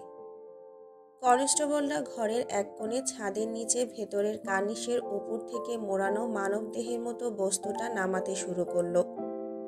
বেলাল সাহেব গেলেন বেকারি কারখানার সেই পাতগুলোর কাছে। তিনি দেখে যতটুকু বুঝলেন, রক্ত পুঁজ পড়ে আছে। মনে হচ্ছে কারো দেহের পুরনো ক্ষত ড্রেসিং করা হয়েছে। কিন্তু যে জিনিসটা বেলাল সাহেবকে হয়রান করে তুলল সেটা হলো ঈষৎ আঠালো ধরনের অফ হোয়াইট পদার্থটি। হুট করে ওনার মাথায় জিনিসটা দেখে যা এলো তার কোনো ব্যাখ্যা খুঁজে পেলেন না। কবির কিছুক্ষণ পর্যবেক্ষণ করে অবাক হয়ে জয়কে জিজ্ঞেস করে, ভাই ওটা কি? না মানে আমি যা দেখছি আপনিও কি তাই দেখছেন? তুই কি দেখছিস? আমি তো একটা সুন্দর মেয়ে দেখতে পাচ্ছি, যাকে আমার এই মুহূর্তে বিয়ে করে ফেলা উচিত। এই মুহূর্তে রসিকতা জয়ের কাছে আশা করা যায়। কবির কিছুক্ষণ চুপ রইল। ফরেন্সিকের কেউ আসবে বোধহয়। বেলাল সাহেব বাইরে অপেক্ষা করছেন। জয়, কবির এবং কনস্টেবল ঘরের ভেতরে। কবির কৌতূহল দমাতে না পেরে ফের জিজ্ঞেস করে, ভাই এই মার্ডারটা কে করছে? আপনি? আপনি কি করে জানলেন এখানে লাশ আছে? না মানে ভাই খুনটা আপনি করছেন? না। প্রশ্ন একটা একটা করে কর, সব জমাট বেঁধে যাচ্ছে মাথার ভেতরে। কবির চুপ রইল, কিন্তু বেশিক্ষণ পারল না, পুনরায় জিজ্ঞেস করল, তাইলে কে করছে তা জানেন? এতক্ষণ জানতাম না, এখন জানতে পারলাম। আমার মনে হয় আপনি আগেও জানতেন। জয় হাসল। তাই নাকি? মানে? বেশ জোরে বলে ফেলেছিল। দ্রুত গলা নামিয়ে কবির বলল, মানে বুঝিনি। আপনি আবার কি করতেছেন ভাই? হামজা ভাই আপনারে দেখে রাখতে বলছে। এবার কিছু হইলে আমায় ছাড়বে না। কানের গোড়ায় প্যান প্যান না করে ওই জিনিসটা অল্প একটু আঙুলের আগায় তুলিয়ান। প্রশ্নের উত্তর দিচ্ছি। সায়েন্সে মাস্টার্স কমপ্লিট করার কিছু তো ফায়দা হোক। কবির হতবাক হয়ে তাকিয়ে আছে। জয় বিরক্ত হলো। অমনে ভ্যাবলার মতো চাইয়া আসোস কেন? নিজের ঢোল নিজে না পিটাইলে তো ঢোলে মরচে ধরে যাবে। তাও কোনো দুলাভাই বাজাবে না।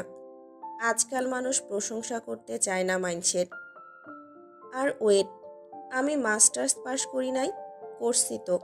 যা, অল্প একটু তুলে আন। ওয়াক, থু, ছি, এসব ছোট কাজ করাবেন আমায় দিয়ে? বিনা তেলের অমলেট। পজিটিভ ভাবতে শেখ। যে বালডা ভাবছিস তা না ওইটা, আমি নিশ্চিত। আর একটু নিশ্চিত হই আনজা। কবির চোখ বুজে পদার্থটি তুলে এনে জয়ের সামনে ধরল। সর্বপ্রথম কবিরের হাতটা টেনে জয় নাকের কাছে নেয়। কবির নাক কুচকে চোখ বুজে ফেলল। জয় হাতটা ঝটকা মেরে সরিয়ে বলল, ওসি মারাইছে। একটা সাধারণ বিষয়কে ঘুরায়া পাচাইয়া ভেবে সমাধান বের করবার পারে না, সেই শালাও থানার ওসি হয়ে বসে আছে। তো আমরা ভালো হব কোন দুঃখে? এই হাবলুদের জন্যই তো ভালো হওয়া হয় নাই আমার। তুই না হয় ঘাস খাওয়া গরু, ও তো ওসি। ও কেন উল্টাপাল্টা ভেবে বাইরে যায়া দাঁড়াইয়া রইল? আশ্বাস পেয়ে স্বাভাবিক হলো কবির। ভাই কি এইটা? মানে দেখতে তো আজে বাজে জিনিসের মতনই লাগতাছে অনেকটা। পদার্থটি দুই আঙ্গুলে ঘষে চেয়ে থেকে বলল, মেলাটোনিন লিকুইড। কি কাম এডার? এইডা এইখানে কি করতেছে? লুডো খেলতেছিল বসে। খেলবি তুই? বিরক্ত মুখে চেয়ে থেকে আবার বলল, এক ধরনের হরমোন লিকুইড। ওই শালা পাগল পলাশ, ওরে কি আমি শখ কইরা পাগলা পলাশ কই? শালার ভিতরে যতগুলা মানসিক রোগ আছে অতগুলা দুনিয়াতে আবিষ্কারও হয় নাই। শালার ঘুমের সমস্যা আছে, ব্রেন থেকে ঠিকমতো হরমোন বয় না, পার্টিকুলারলি যখন আকাম করে, তারপর একেবারে চারটি বাট্টি গোল হইয়া যায়। খুন কইরা আলোর সামনে গেলে পাগল হইয়া যায় পুরা। এই লোকটারে মারার পর নিশ্চিত এখানে বৈশা এই হরমোন লিকুইড পুশ করছে। কয়েক বোতল গিলছে, এরপর যাইয়া মরার মতন ঘুম পাড়ছে। পলাশ মারছে এই লোকটারে। বাইরে বেরিয়ে আসতে আসতে জয় বলল, হ, এইবার শিওর আমি। ওই পাগল ছাড়া কারোরই এমন ধরনের মেন্টাল কেস নাই। আমার শালটা আনতো। জ্বর ঠান্ডা লাগলে তোরও আবার ঘ্যান ঘ্যান করে। এবার একটু সমাজসেবার নাটক করি, কি আর করার। কবিরের কেন জানি বিশ্বাস হলো না জয়ের কথাগুলো। সে পুরুষ মানুষ। পলাশ যদি মেলাটোনিন হরমোন লিকুইডই ব্যবহার করে তো ওখানে পড়ে থাকার তো কথা না। কিন্তু জয়কে আর কিছু জিজ্ঞেস করল না।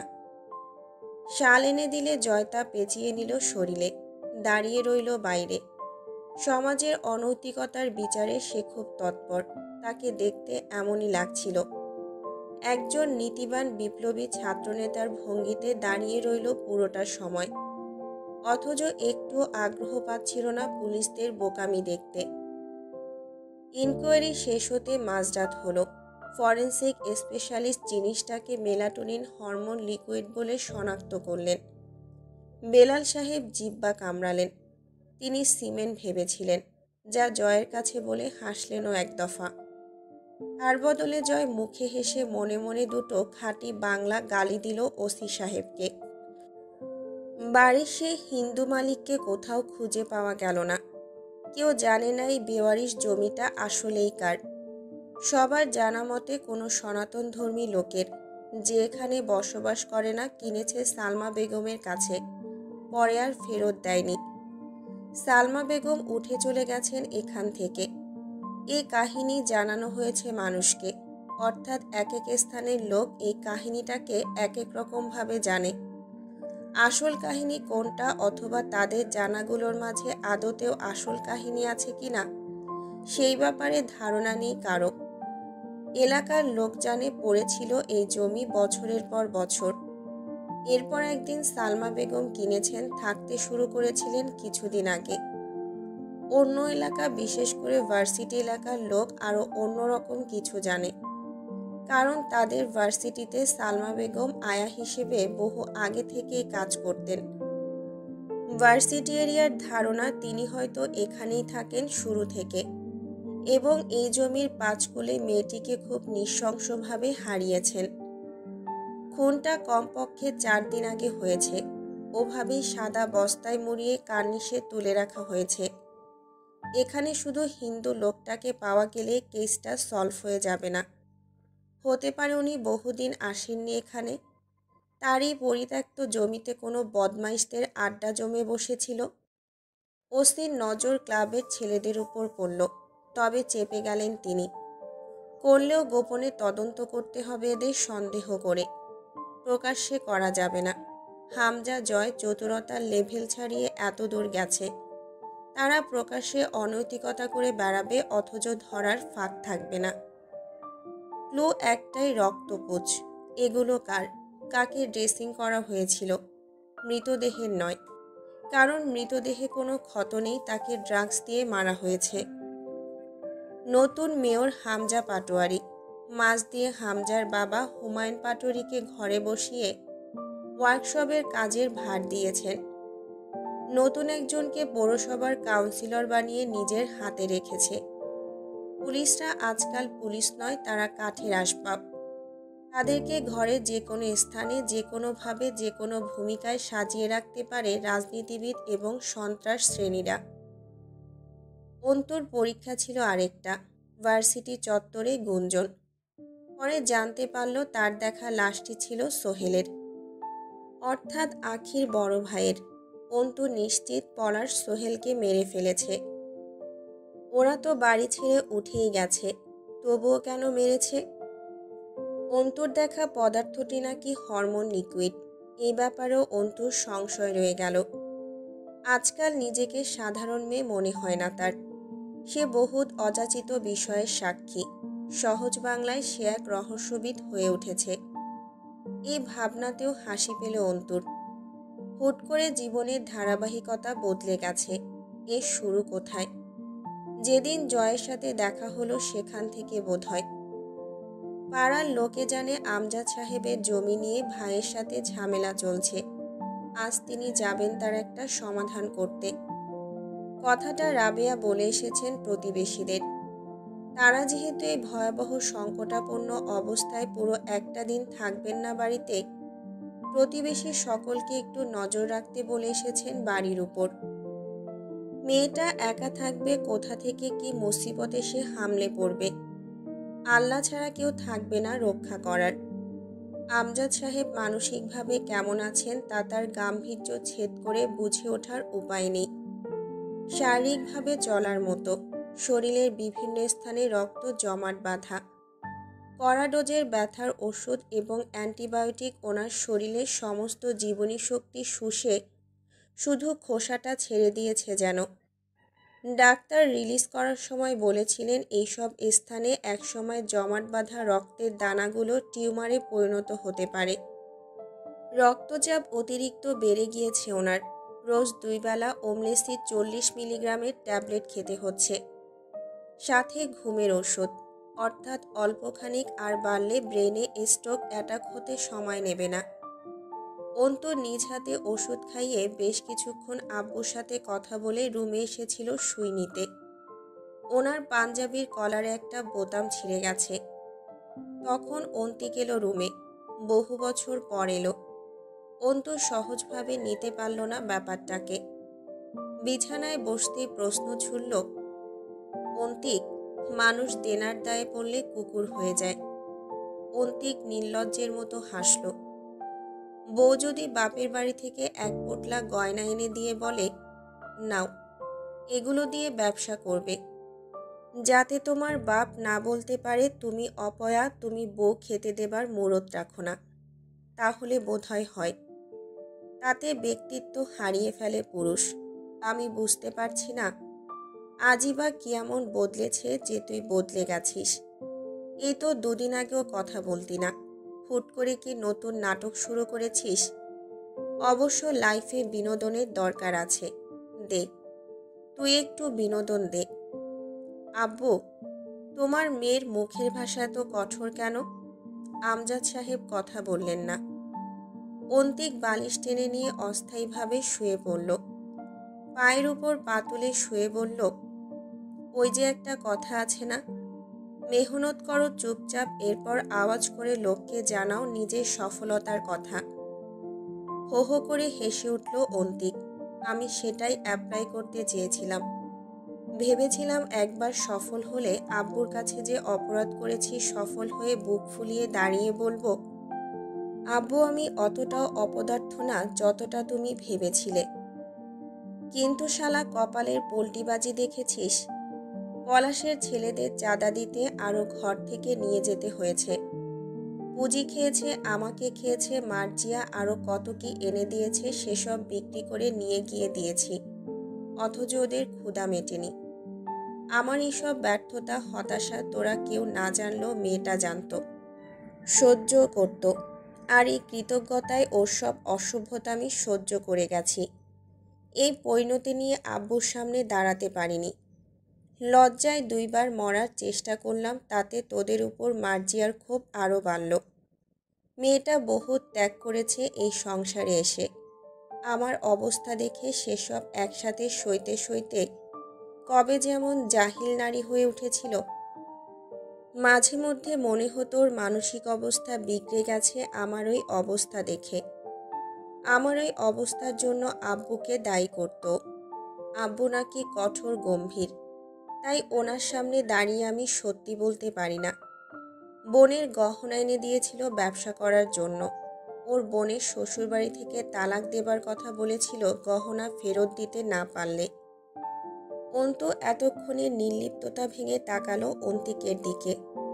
এই নিয়ে একদিন উল্টাপাল্টা ঝামেলা হয়েছিল মার্জিয়ার সাথে। মার্জিয়া কথা শুনিয়েছিল অন্তুকে। অন্তিক কিচ্ছু বলেনি সেদিন। বেশ কিছুক্ষণ আপন মনে প্যাচাল পেরে উঠে বসল অন্তিক। ঝুঁকে বসে বলল, আমি বোধহয় পাগল হয়ে গেছি রে অন্তু। আমার কোনো কিছুতেই কোনো রিয়াকশন আসে না, না লজ্জা, না সম্মান, না কোনো হেলদোল। যা হচ্ছে সব কেমন তুচ্ছ লাগে আমার জীবনের খেলার কাছে। বোনকে পুরুষ দিয়ে ছুঁয়ে দিয়েছি, বাপের মন ভেঙেছি, পড়ালেখা ছেড়েছি। সব ছেড়ে ছুড়ে যে মেয়েটাকে ঘরে আনলাম তাকে অবধি ধ্বংস করে ছেড়েছি। আমি আত্মহত্যা করলেও কি পাপ হতো? মহাপাপ হতো রে অন্তু। না, হতো না। আত্মহত্যাতে কোনো পাপ নেই, ওটা একটা সাহসের বিষয়। কঠিন সাহস না থাকলে কেউই দুঃসাহসিক কাজ করতে পারে না। তুই আর আমি একসাথে সুইসাইড করব। কেমন? একা মরলে মজা পাবো না, তুই সঙ্গে থাকলে মরতে ভালো লাগবে। অন্তুকে দেখলো অন্তিক। কেউ কেউ অতিরিক্ত যন্ত্রণায় ভেঙে পড়ে, আর কেউ বা অন্তুর মতো নিষ্ঠুরতায় ঢেকে ফেলে নিজেকে।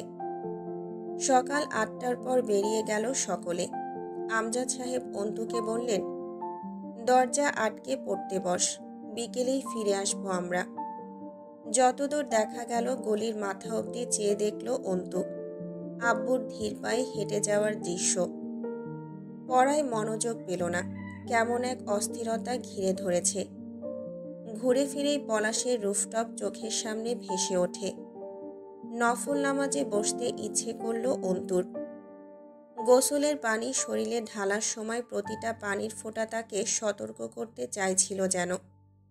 অদ্ভুত এক আশঙ্কাজনক আতঙ্কে ছটফট করছিল ভেতরটা। কোনো কিছুতেই মন টিকছে না। আশপাশটা ঠিক তেমন গুমোট হয়ে আছে। কালবৈশাখী ধেয়ে আগে পরিবেশ যেমন থমথমে অসহ্য তপ্ত নিস্তব্ধতা বিরাজ করে। ধূপ করে একটা শব্দ হলো কোথাও। ট্যাপের পানির আওয়াজে তা প্রকট হলো না কানে। তবে কানে এলো ঠিকই। শরীরে এক প্রকার কম্পন টের পেল অন্তু। গোসলটাকে তার বিষাক্ত লাগছে। কিসের গোসল করছে আল্লাহ জানে। গোসলের পানি শরীরে এমন জ্বালা ধরায় গেইটে ধুমধাম আওয়াজ হচ্ছে। করাঘাতগুলো ধীরে ধীরে শক্ত ভারী হয়ে উঠেছিল।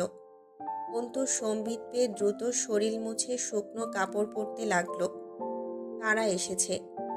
ওদিকে গেট ধাক্কানোর মাত্রা ক্রমশই বিকট হয়ে উঠছে।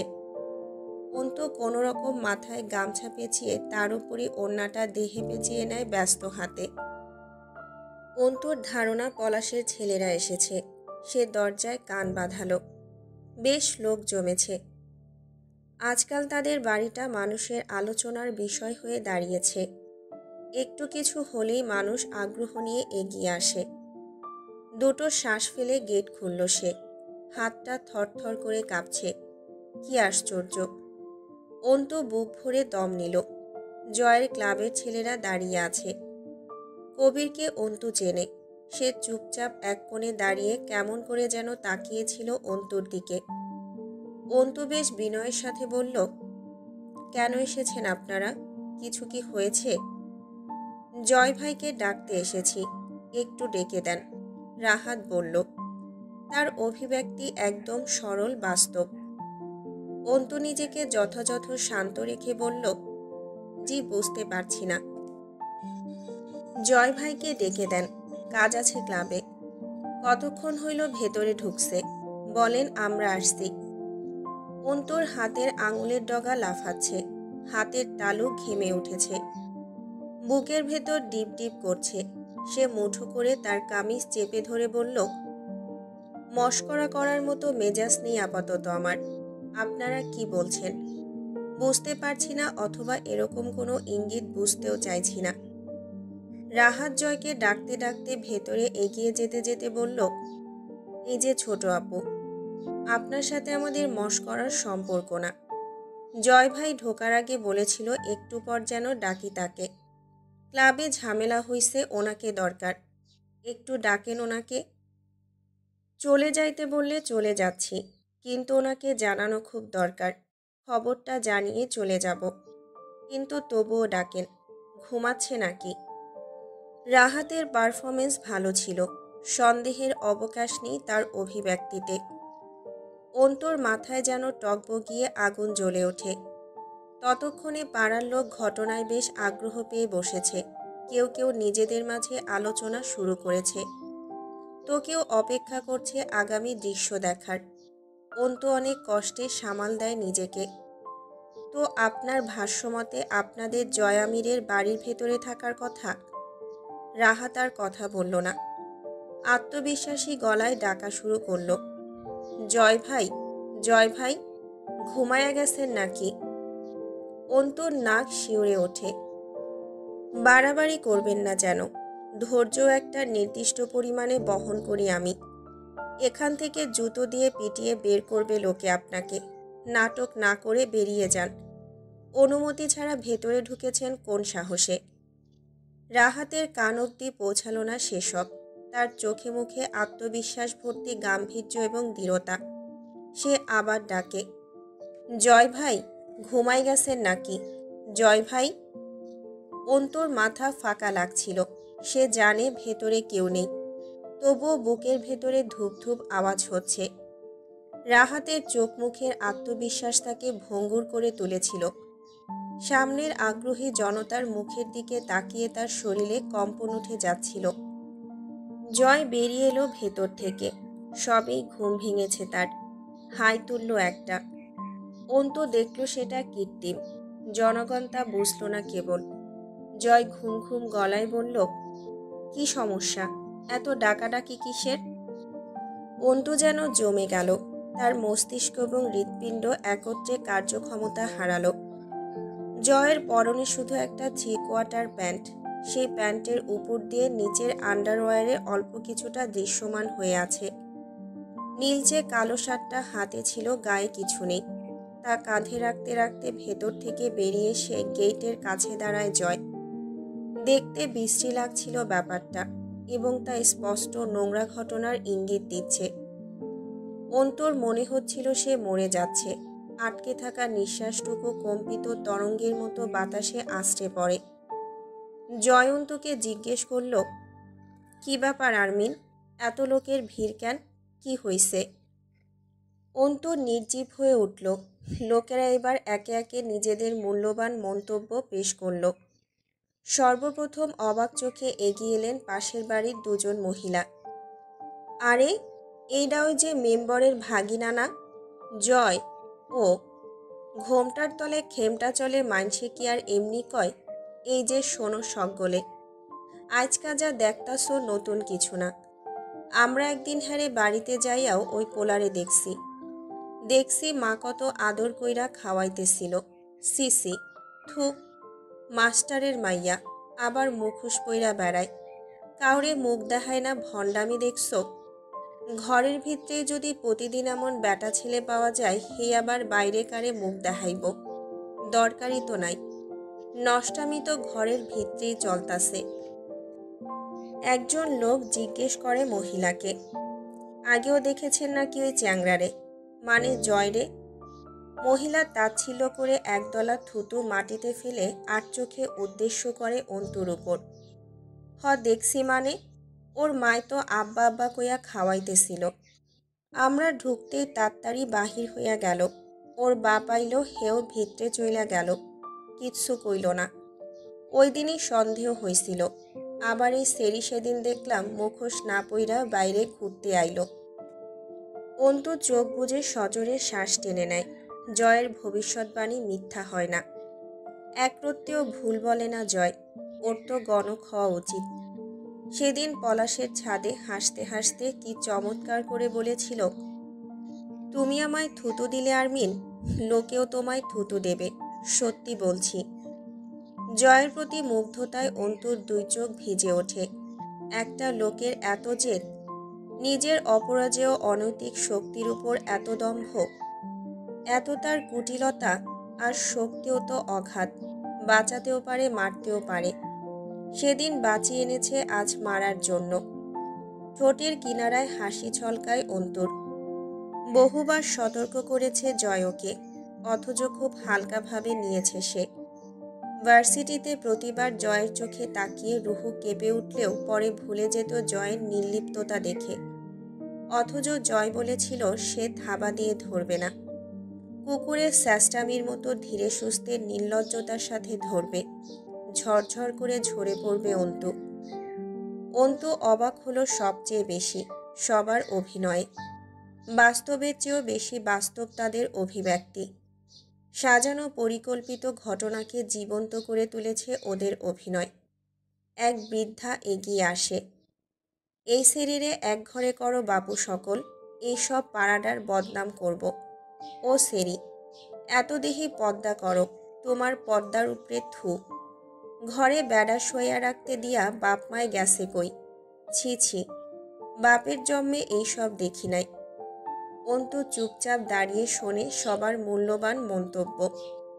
কেউ কেউ বলছে এই জন্যই তো কই, দরজা খুলতে এত দেরি লাগতাছে ক্যা, সেই কখন থেকে আইসা এই স্যারাগুলান ডাকতাছিল, খোলে না তো খোলেই না। অন্তুর বিয়ে নিয়ে এসেছে বহু লোকে বহুবার। অন্তু অপমান করত অথবা প্রত্যাখ্যান, তারা আজ তাকে ছাড়বে কেন? মহিলা এসে এক থাবায় অন্তুর মুখ থেকে ওড়নাটা টেনে খুলে ফেলে। বেরিয়ে আসে সদ্য গোসল করা গামছা মোড়ানো ভেজা মাথাটা। সকলে কয়েক সেকেন্ড হাঁ করে হিসেব মেলায়। এবার তারা দৃঢ় বিশ্বাসে ফেটে পড়ে। চমৎকারভাবে প্রমাণিত হয়ে গেল তাদের কাছে অন্তুর নোংরামি। এতক্ষণ সন্দেহ ছিল তাদের, এবার আর রইল না। নষ্টামি করে লাং শুয়ে রেখে আবার গোসল করে বের হয়েছে। গুঞ্জন উঠল, ও তাইলে কুকাম করে লাংড়ে বিছানায় শুইয়া রাইখা ফরজ গোসলে ঢুকছে মাগি। এরপর সেইখান থেকে বাহির হয়ে আইছে। ওরে ছি ছি, রব উঠল মন্তব্যের। অন্তত মোড়ানো গামছাটা মাথায় রাখতে চেয়েও তাও পারল না। মহিলা টেনে হিস্টে খুলে ফেলে গামছাটা। পিঠ বেয়ে ছিটকে পড়ল ভেজা লম্বা চুলগুলো। কাঠের মূর্তির মতো দাঁড়িয়ে রয় অন্তু। সে অবাক হচ্ছে, তার কোনো প্রতিক্রিয়া আসছে না, কান্না পাচ্ছে না। জয় একটা সিগারেট ধরিয়েছে, ধোঁয়া গিলছে। অন্তু না তাকিয়েও টের পায় জয়ের চোখ দুটো হাসছে। খিলানের মতো নাকের পাটা দুটো ফুলে ফুলে উঠছে, আবার ভ্রুজোড়া অহংকারে পুরো হয়ে উঠছে। জয় খারাপ কিছু করার পর খুব সহজ সরল হয়ে ওঠে, যেন সে খানিকটা জীবনী শক্তি পায়। তার খারাপ হওয়ার পেছনে কোনো কারণ নেই, সে খারাপ তাই সে খারাপ। অনেক লোক জমেছে খেলা দেখতে। এক বৃদ্ধা এবার হৈ হৈ করে উঠলেন, ওই ওই, তোমরা কি এমনি দাঁড়াইয়া ওই মাগির ঢং দেখবা? চুল নাক কাইটটা বাহির করো ওইসব বালাই দেশ থেকে। কেউ কেউ পরামর্শ দিল, শরীয়তের বিধান অনুযায়ী ব্যভিচারের শাস্তি মাটিতে গলা অবধি পুঁতে ৮০টা বেত্রাঘাত। অন্তু তাদের আলোচনা খুব মনোযোগ সহকারে দেখছিল এবং শুনছিল। অন্তুর দিকে তাকালো জয়। চোখাচোখি হলো দুজনের। অন্তুর ঠোঁট দুটো হেসে উঠল। যে কেউ দেখতে পাবে না সেই হাসি। তরল রক্তের মতো চিকচিক করছিল সেই হাসি অন্তুর চোখের তারায়। পুরুষ এবং কলঙ্ক এই দুটো শব্দ একসাথে হয় না কখনোই। কলঙ্ক শব্দটি নারী সত্তার জন্য প্রযোজ্য কেবল। পুরুষ কলঙ্ক বইতে জন্মায় না জগতে। তারা স্বাধীন, তারা আমরণ, কলঙ্ক বিচ্ছিন্ন। একই পাপের মাসুল পুরুষ ও নারীর জন্য ভিন্ন হয় এই সমাজে। নারীর মসৃণ চামড়ায় বরং কলঙ্কের জন্য অনুকূল পদার্থ লেগে থাকে, নারী কলঙ্কের জন্য, এবং কলঙ্ক নারীর জন্য চুম্বকের মতো আকর্ষিত। একটা নির্দিষ্ট দূরত্বে দুটোকে আনলে দুটো ছিটকে এসে পরস্পরের দেহে লেপ্টে যায় চিরতরে। জয়ের ক্ষমতা অসীম, তার দিকে আঙুল তোলার সাধ্য কারণে। তারা অন্তুর দোষের কলঙ্ক অন্তুর গায়ে এবং জয়ের টুকু একসঙ্গে অন্তুর গায়ে ছিটিয়ে দিচ্ছিল। মৌলভী সাহেব এলেন, সব শুনলেন, বেশ কিছুক্ষণ চুপ রইলেন। হামজা এসে বসেছে, তাকে চেয়ার দেওয়া হয়েছে মৌলভী সাহেবের পাশে। অন্তুর খোলা চুলগুলো শুকিয়ে গেছে। আজ সবাই পরাণ ভরে অন্তুকে দেখেছে। মাস্টারের মেয়েকে সেই ছোটবেলায় দেখেছিল সবাই, এরপর বহু বছর আর দেখেনি কেউ। অথচ মাস্টারের মেয়ে যে ঘোমটার তলে তলে নষ্টামি করত তা কি কেউ আন্দাজ করতে পারেনি? কতবার তারা মাস্টারকে বলেছিল ভার্সিটিতে না পড়িয়ে বিয়ে করিয়ে দিতে। মেয়েটার দেমাগ ছিল বেশি, আজ পণ্ড হয়েছে তো। পাড়ার পুরুষেরা মন ভরে দেখল অন্তুকে। ফর্সার শরীরে খয়েরি রঙা ঢিলে ঢালা সালোয়ার কামিজ, ওড়নাটা গায়ে আছে কোনো মতে, উস্কো খুস্কো লম্বা লম্বা চুল পিঠে অবহেলিতভাবে ছড়ানো। হামজার পরনে সাদা ধবধবে পাঞ্জাবি, মেয়েও সে। তার মুখটা কঠিন। মৌলভী সাহেব বললেন, যেহেতু অবিবাহিত নারী পুরুষ ব্যভিচারে লিপ্ত হয়েছে, সেই হিসেবে শরীয়তের বিধান হইল দুইজনকে তোড়া মারা। মরে গেলে গেল, বেঁচে থাকলে পাপ মুক্ত। একে অপরের দিকে চাওয়াচাওয়ি করে লোকেরা। এইসব আগের কালে দেখা যেত, এখন এসব উঠে গেছে। মানুষ প্রকাশ্যে অকাম করে বেড়াচ্ছে। তবুও পাড়াটা তো আর বোর্ডিং বা হোটেল না, সবার আলোচনা একই রকম। তারা এর একটা বিহিত চায়। আর তাছাড়াও সকলের মাঝে একটা চাপা ক্ষোভ বোধ হয় জয়ের জন্য কাজ করছিল। জয় খারাপ তা সবাই জানে, সবাই। অথচ ভয়ে কেউ মুখে আনল না, বোঝাতে চাইল না কিছুই। অন্তু আকাশের দিকে তাকায়, কয়েকবার প্রাণ ভরে আব্বুকে ডাকল। কোনো সাক্ষ্য প্রমাণ প্রয়োজন হয়নি তাকে ব্যভিচারিণী বলার জন্য। জয়ের ঘরের ভেতর থেকে বেরিয়ে আসা আর অন্তুর ভেজা চুল যথেষ্ট ছিল। আব্বু আসবে বিকেল বা সন্ধ্যায়। অন্তু চায় তার আগে তাকে মেরে ফেলা হোক। এতক্ষণে তার একটা শব্দ কেউ শোনেনি, বলার সুযোগও দেয়নি। সে আর বলতেও চাইল না। কলঙ্ক এখন অপ্রমাণিত হলেও মুখে মুখে একটা দাগ এবং রটনা থেকে যাবে। সবচেয়ে ভালো হয় মরে গেলে। অন্তুর খুশি লাগছে খুব।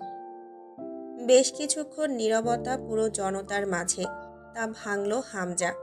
মৌলভীকে বলল, আর কোনো বিকল্প নেই এর? আপনাদের ভাষ্যমতে যা হবার হয়ে গেছে। আর কোনো গ্রহণযোগ্য শাস্তি বা মীমাংসা আছে? কিছুক্ষণ চুপচাপ কাটল। এরপর একজন বৃদ্ধ লোক এগিয়ে আসে হামজার দিকে। বৃদ্ধদের সাথে সামাজিক কর্মের মাধ্যমে হামজার বেশ খাতির আছে। লোকটা হাইকোর্টের সাবেক উকিল। তিনি যেন রাগত স্বরে তাচ্ছিল্য করে চট করেই বললেন, আর কি করবে? যা ঘটনার বিবৃতি আসছে, বিয়ে দিয়ে বাড়ি নিয়ে যাবে। সকলে সপ্রতিভ হয়ে উঠল। এই পদ্ধতি তো চলমান এখন। দোড়া মারার প্রচলন কোন কালেই চলে গিয়েছে। এখন কেউ অকাম করলে ধরে বিয়ে দিয়ে দেওয়া হয়। হামজা নিজস্ব গাম্ভীর্য বজায় রেখে চট করেই বলে ওঠে, ধরুন যদি দিয়ে দেই, আপনারা তা গ্রহণ করবেন, সম্মতি দেবেন? সিদ্ধান্ত আপনাদের হাতে। অন্তুর হৃদযন্ত্রটা লাফিয়ে উঠল। হামজা অতিরিক্ত চতুর, তা বলার অপেক্ষা রাখে না। সে এত চমৎকারভাবে নিজেকে উপস্থাপন করছে, মানুষ এতক্ষণে তাকে মহান ধরে নিয়েছে। বৃদ্ধ বললেন, বিয়ে দিতে চাও তুমি? আমার যদি আপত্তি না থাকে মেয়েকে জয়ের বউ করে ঘরে তুলতে। যা করেছে জয়ের সাথেই তো করেছে। আপনাদের মতামত কি? অন্তুর মাথাটা ঝিনঝিন করে ওঠে। সকলের মাঝেই গুঞ্জন উঠল। মনে হলো বেশ পছন্দ হয়েছে বিষয়টা সবার। জয় গর্জে উঠল হামজার কানে, পাগল হইছ তুমি? ওই শালির মেয়ে গলায় দড়ি দিয়ে মরবে, তবুও দেখা যাচ্ছে আমায় কবুল করবে না। আমি ওরে বিয়ে করতে পারবো না। ওর সাথে আমার পোষায় না। আমার ওর মাঝে বিশাল ঘ্যাপলা আছে, মাঝে কাহিনী জটিল। এসব বাদ দাও, অন্য কিছু করো। হামজার কানে গেল না সেসব। অন্তু হুড়মুড়িয়ে মৌলভীর সামনে যায়। হুজুর, আমার কিছু বলার আছে, আমার কথাটা একবার শুনুন। উদ্ভ্রান্তের মতো ঢোক গিলল মেয়েটা। আমি কিছু কথা বলতে চাই। মৌলভী অপ্রস্তুত হয়ে পড়লেন। অন্তু অনুমতির অপেক্ষা করে না। বিশ্বাস করুন, এমন কিছুই হয়নি। যা দেখেছেন আপনারা সব চোখের ধাঁধা। মানে আমি বোঝাতে পারছি না ব্যাপারটা। আপনাদের যা দেখাতে চাওয়া হয়েছে আপনারা তাই দেখেছেন। আসলে এমন কিছুই হয়নি। কৌশলের কাছে হেরে গেছেন আপনারা। এখানে নিখুঁত একটা ট্রিক্স খাটানো হয়েছে। কারো কানেই যেন গেল না অন্তুর ভারী শব্দের কথাগুলো। অন্তুর শিক্ষিত মার্জিত যুক্তিতর্কের কথা হিতে বিপরীতে কাজ করতে শুরু করলো। অন্তু থামে না, বলে চলে। জয় আমির আমাদের বাড়িতে কি করে ঢুকেছে সেই ব্যাপারে বিন্দুমাত্র ধারণা নেই আমার। আমি গোসলে ছিলাম, তাই গেট খুলতে দেরি হয়েছে। জয় আমির ভেতরে কি করে এলো সেটাই অস্পষ্ট আমার কাছে। উপস্থিত জনতা বিরক্ত হয়ে গেল। তো কি চাইতেছ? মানে সব নাটক দিয়া কি বুঝাইতে চাইতাছ? ওইডা কও। এই শরীরে কেউ ধরেন তো? অন্তু গর্জে উঠল। আমি কোনো পাপ করিনি, আমি বিয়ে করব না। আপনারা জুলুম করছেন আমার উপর। থপ করে একদলা থুতু এসে মুখে পড়ে অন্তুর গলার কাছে। জয় অসন্তুষ্টিতে চোখ বুজে ফেলে। ইস, অল্পের জন্য থুতু মুখে লাগেনি, আর একটু উপরে ফেললেই মুখে পড়ত থুতুটুকু। অন্তুর ছোড়া থুতু জয়ের চোয়ালের উপর দিয়ে চোখের কিনারা ঘেঁষে লেগেছিল। মহিলাটা ঠিকমতো থুতু দিতে জানে না। মহিলাকেও কিছু অশ্রাব্য গালিগালাজ করল জয়। থুতু ছুঁড়ে দিয়ে মহিলা চুল ধরে টেনে তুলল অন্তুকে। অন্তুর শরীরের একপাশ থেকে ওড়নাটা পড়ে গেল। চোখ দুটো বুজে জোর করে ডেকে উঠল অন্তু, আব্বু। টুপ করে এক ফোঁটা অশ্রু পড়ল মাটিতে। অন্তু খারাপ মেয়ে, তার শরীরে ওড়না তুলে দেবার প্রয়োজনীয়তা বোধ করল না কেউ। মহিলা বলল, লাঙের সাথে বিছানায় যাইতে মন চায়, বিয়ে কইরা তার বাড়িতে যাইতে মন চায় না। এতক্ষণ তাও যা ভাবনায় আসিলাম, তুই তো তার চাইতেও বেশি শয়তান মাইয়া। আমার মাইয়া হইলে জিন্দা কবর দিয়া থুইতাম। মাইয়ারে বয়স 14 হইতেই বিয়া দিয়া দিছি। তোর মতো বেশ্যা পুষি নাই কলেজে পড়াইয়া। অন্তু তার তপ্ত চোখ দুটো তুলে তাকালো। আমি কিচ্ছু করিনি।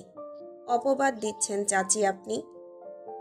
ওড়নাটা তুলে বুকে জড়িয়ে নিল। হ, কিছুই করস নাই, খালি লাঙের সাথে বিছানায় শুইছিস। তাই তো কই, বিয়া করবার চায় না, ভার্সিটিতে পড়বার চায়। সেই দিন মাই খাওয়াইছে, আইস ঘরে স্বয়ং বেটা ছেলে ঢুকাই দিয়া বাইরে গেছে গা। এতই যখন রং মনে, তাইলে আবার বিয়া করবার চাও না কা তারে? অন্তর সহ্য ক্ষমতা ছড়ালো, চিৎকার করে উঠল। আর একবার কেউ আমার বাপ মায়ের দিকে নির্দেশ করে কথা বললে পড়ে থাকা ইট তুলে তার মাথাটা 2 খণ্ড করতে আমার হাত বাঁধবে না।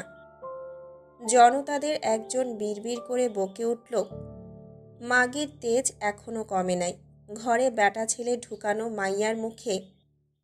অন্তুর কানে এলো কথাটা, জবাব দিল, জি না, তেজ একটুও কমেনি। কি করবেন আপনি? মেরে ফেলবেন? আপনারা না পরিকল্পনা করেছিলেন বেত মারার? শুরু করুন। আপনাদের ভাষ্যমতে পাপ যখন করেছি, শাস্তি আমার পাওয়া উচিত। শরীয়ত অনুযায়ী শাস্তি দেওয়া শুরু করুন। কোনো নাটকীয় শাস্তির জন্য প্রস্তুত নই আমি। আপনাদের আন্দাজ করা পাপের শাস্তি কখনো বিয়ে হতে পারে না। বেত্রাঘাত করুন। মৌলভী সাহেব জিজ্ঞেস করলেন জয়কে, তোমার কি মতামত? জয় অন্তুর উপর থেকে চোখ ফিরিয়ে বলল, আমার আমার মত আমার মত আর কি? আপনারা বললে বিয়ে করব, না করার কিছুই নেই। শেষে আস্তে করে চিবিয়ে বলল, আফটার অল শালী সুন্দরী, আর তার গায়ের বদনাম আমার নামের। অন্তু চোখ দিয়ে অনুরোধ করে ওঠে, প্লিজ এমনটা করবেন না। আমি সত্যি বলছি, অনেক দূরে চলে যাব, আর কোনোদিন অসম্মান করব না আপনার। আপনি না বলুন। জয় অনড় চোখে চেয়ে থাকল। তার কিছুই করার নেই। সে যা চেয়েছে তাই হয়েছে। অন্তুর মুখে থুতু পড়েছে। এখন কি হচ্ছে বা হবে তা নিয়ে তার কোনো লাভ লোকসান নেই। কাজী আনতে গেল হামজার 2টো ছেলে। অন্তু বুঝল বিয়ে না করতে চাওয়ার কারণ হিসেবে তার চরিত্রের সাফাই গাইলে কেউ শুনবে না। তাকে অপরাধ মেনে নিতে হবে বাঁচতে হলে। সে মৌলবীকে বলল, হুজুর, আমি পাপ করেছি। জিহ্বায় আটকাচ্ছিল কথাখানা। একটু থেমে মিনতি করল, আপনি তার শাস্তি দিন আমায়। বিয়ে পড়ানোটা কি শরীয়তের শাস্তি হবে বলুন? আমার কথা বুঝতে পারছেন আপনি? অন্তুর শরীরটা থরথর করে কাঁপছে, বারবার ঝাঁকুনি খাচ্ছে। আমায় বেত্রাঘাত করে মেরে ফেলুন, আমায় ফাঁসি দিয়ে দিন, অথবা আমায় এক বোতল বিষ। আমি যা করেছি তার শাস্তি আপনি আমায় ৮০টা নয় বরং তার দ্বিগুণ ১৬০টা মারুন। আপনি জয়ামিরের আঘাতগুলো আমাকে দিন। ওই লোকটার ভাগে যে বেত্রাঘাত আছে সেগুলো আমায় মারুন। জয়ামিরের কোনো দোষ নেই। মৌলবীর সামনে মিনতি করাটা ব্যাককলে কাজ হচ্ছে। অন্তু হামজার সামনে গিয়ে দাঁড়ালো। প্রবল আত্মসম্মানী অন্তু অনুরোধ করে উঠল, মেয়র সাহেব, আপনি কি ভাইয়ের শরীরের আঘাতের চিন্তা করছেন? নিতে হবে না, সে কিচ্ছু করেনি। সব পাপ দোষ আমার। আমি করেছি পাপ, আমার শাস্তি হওয়া উচিত। আমি যদি ওর আঘাতগুলো নেই, এখানে আমায় শুলে চড়িয়ে ৫ খণ্ড করা হলেও তা মঞ্জুর। আমায় মেরে ফেলুন, বদনাম ধুয়ে যাবে। আব্বু আসার আগে আমায় মেরে ফেলুন। হামজা স্থির চোখে তাকিয়ে বলল, পাগলামি করছো আরমিন। বদনাম যখন হয়ে গেছে সত্য মিথ্যার ধার সমাজ ধারবে না। তোমার শরীরে ট্যাটু ছেপে গেছে। কিসের ট্যাটু মেয়র সাহেব? বদনাম অথবা জয়? অন্তু মাথা নাড়ে। ট্যাটু মোছা যায় না? যায় না। আমি যদি ত্বক পুড়িয়ে ভস্ম করে দেই অথবা উপড়ে তুলে ফেলি শরীরের চামড়া, তাতে বাঁচতে পারবে তুমি? তোমার শরীরে 10টা আঘাতও সইবে না। ডোরা 80টা বেদ একসাথে বেঁধে 80টা আঘাত করে মারা হয়। তুমি 2-4টাতেই প্রাণ হারাবে। কলঙ্ককে সাথে নিয়েই মরবে, এড়িয়ে যাওয়ার পথ নেই। অন্তুর দিকে ঝুঁকে নিচু আওয়াজে বলল, বেঁচে থাকলে নিজের কাছে সান্ত্বনা থাকবে, তুমি পাপটা করনি। আমি তোমাকে বুদ্ধিমতী বলেই জানি। কিছুক্ষণ আগেও তোমার শীতলতায় লোক অবাক হয়েছে। এত ভেঙে পড়ছো কেন? রিল্যাক্স, প্রস্তুত হও। পাটোয়ারি বাড়ি তোমার অপেক্ষায়। অন্তু আস্তে করে পিছিয়ে এলো কয়েক কদম। কিছু ভাবছে সে, কিছুই জবাব মিলছে না। হামজাকে তার বড্ড ভয় করছে। পলাশ এবং জয়ের চেয়েও বেশি ভয়। হামজা দেহে বাস করা ক্যান্সার কোষের মতো নীরব ঘাতক। চারিদিকের গুঞ্জন থামেনি। যেহেতু মেয়ে বিয়ে করতে চাইছে না তার মানে বিয়ে দেওয়াটাই ওর শাস্তি। চমৎকার যুক্তি সমাজের। অন্তু সিঁড়িতে অনড় বসে রইল। আজান পড়ছে। স্বভাববশত ওড়না তুলে মাথায় দিল। আজ আর দৌড়ে গিয়ে অজু করে নামাজ পড়তে বসতে হলো না। চরিত্রহীনদের নামাজ পড়ার দরকার নেই। আব্বুর টুপিটা খুঁজে দেওয়া হলো না। আব্বু এই সময় আসরের নামাজের উদ্দেশ্যে বেরিয়ে যায়। অন্তু গেটটা আটকে নামাজে বসে। আজ অন্তু নির্বাক চোখে মাটির দিকে তাকিয়ে রইল। জয় একটা চেয়ারে বসে পড়ল। পরনে এখনো 3 কোয়ার্টার প্যান্ট। হাঁটুর নিচে ঘন পশম। পা দুলাচ্ছে বসে। দেখতে ক্লান্ত লাগছে।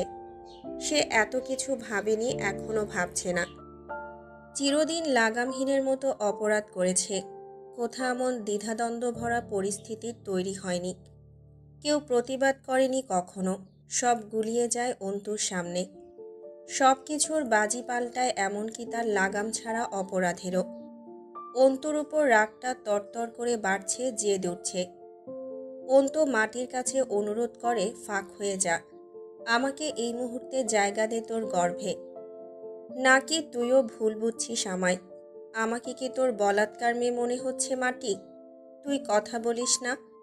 তোর বুকে দাঁড়িয়ে মানব সন্তান এত কিছু ঘটায়, তোর ধৈর্যে কুলায় সবটা? তোর বুকে ভার অনুভূত হয় না? মাটি জবাব দেয় না। অন্তু চেয়ে থাকে মাটির দিকে। নামাজ শেষে কাজীকে সাথে নিয়ে লোকজন ফিরল। হামজাও সবার সাথে নামাজ পড়ে ফিরল। সকলে যে যার স্থান নিয়ে আলোচনা শুরু হলো ছোট্ট একটা। পাড়ার প্রবীণরা হামজাকে জিজ্ঞেস করলেন, তো তুমি কি বলো, বিয়ে পড়ানো শুরু করা যাক? হামজাকে বলার সুযোগ দিল না অন্তু।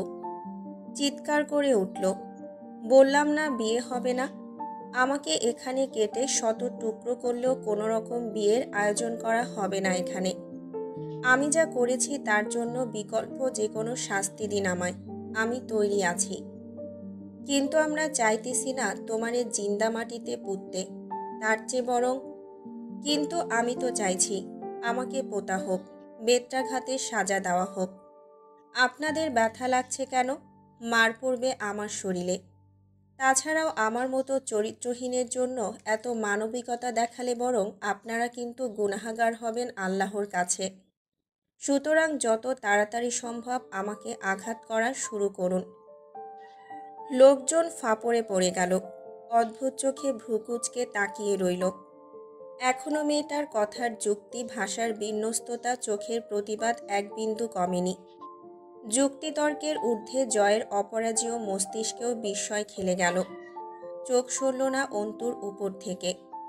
অন্তুর মুখে ঘাম জমেছে, বুকটা ওঠানামা করছে। চোখ দুটো কাতর, অথচ অগ্নি উৎপাতের গলিত লাভা যেন ঠলকে পড়ছে। সন্ধ্যা হবার অল্প অল্প বাকি। আমজাদ সাহেব হেঁটে এগিয়ে আসছেন।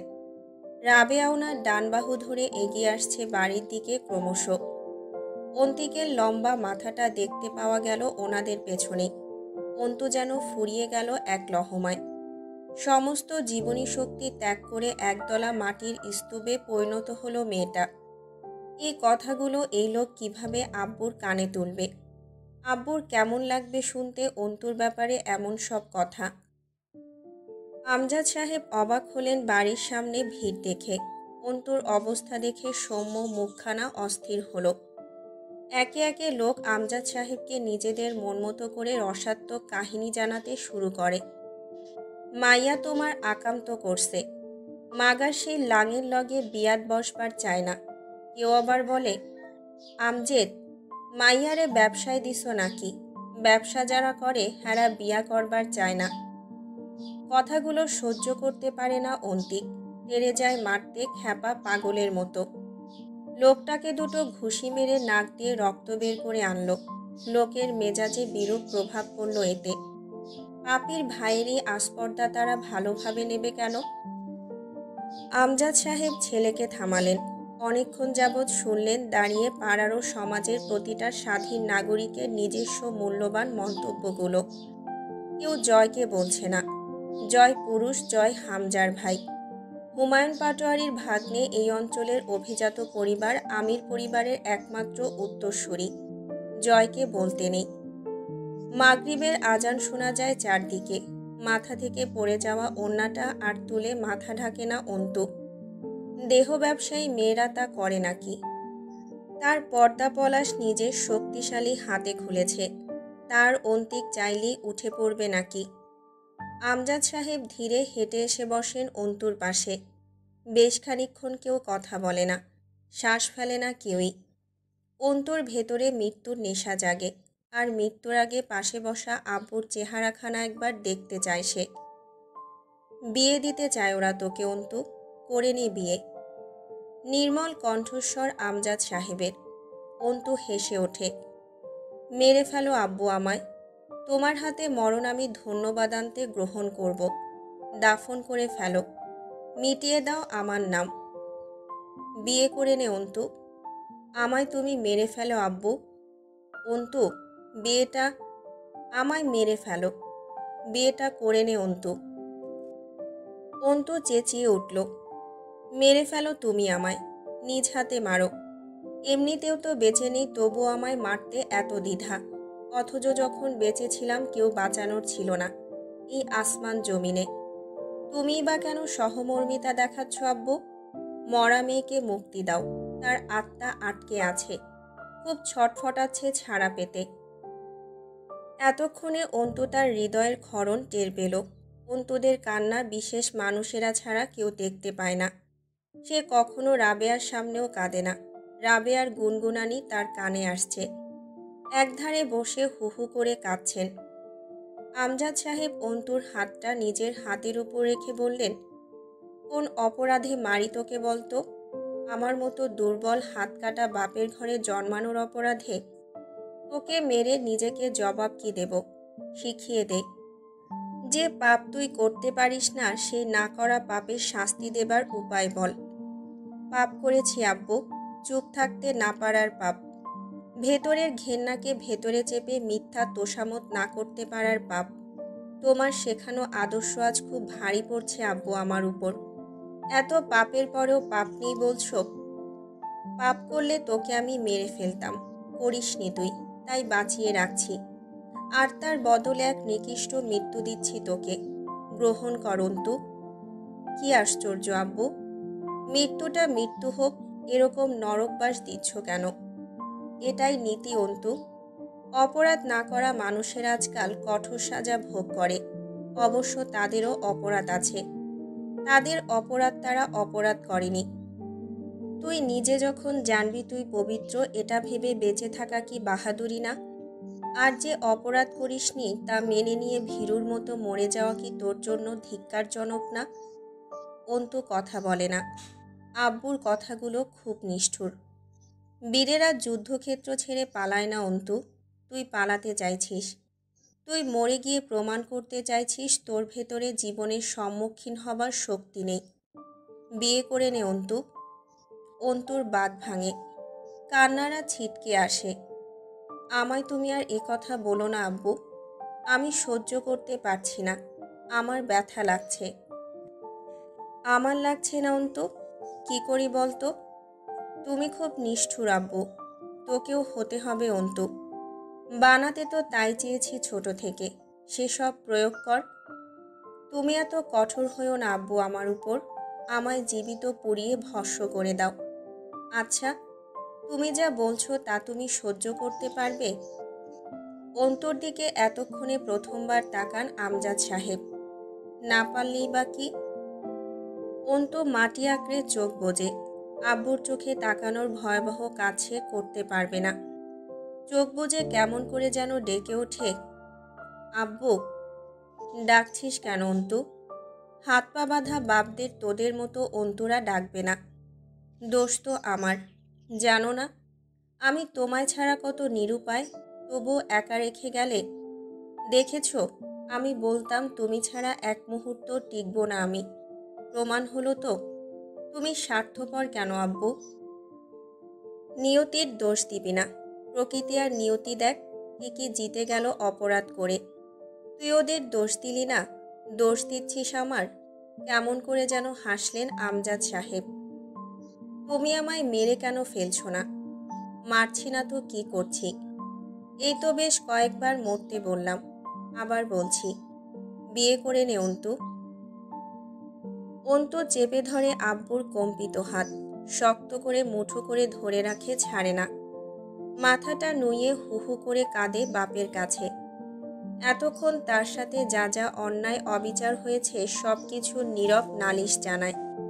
বাপ একবারও জিজ্ঞেস করে না তুই কি করেছিস অন্তু।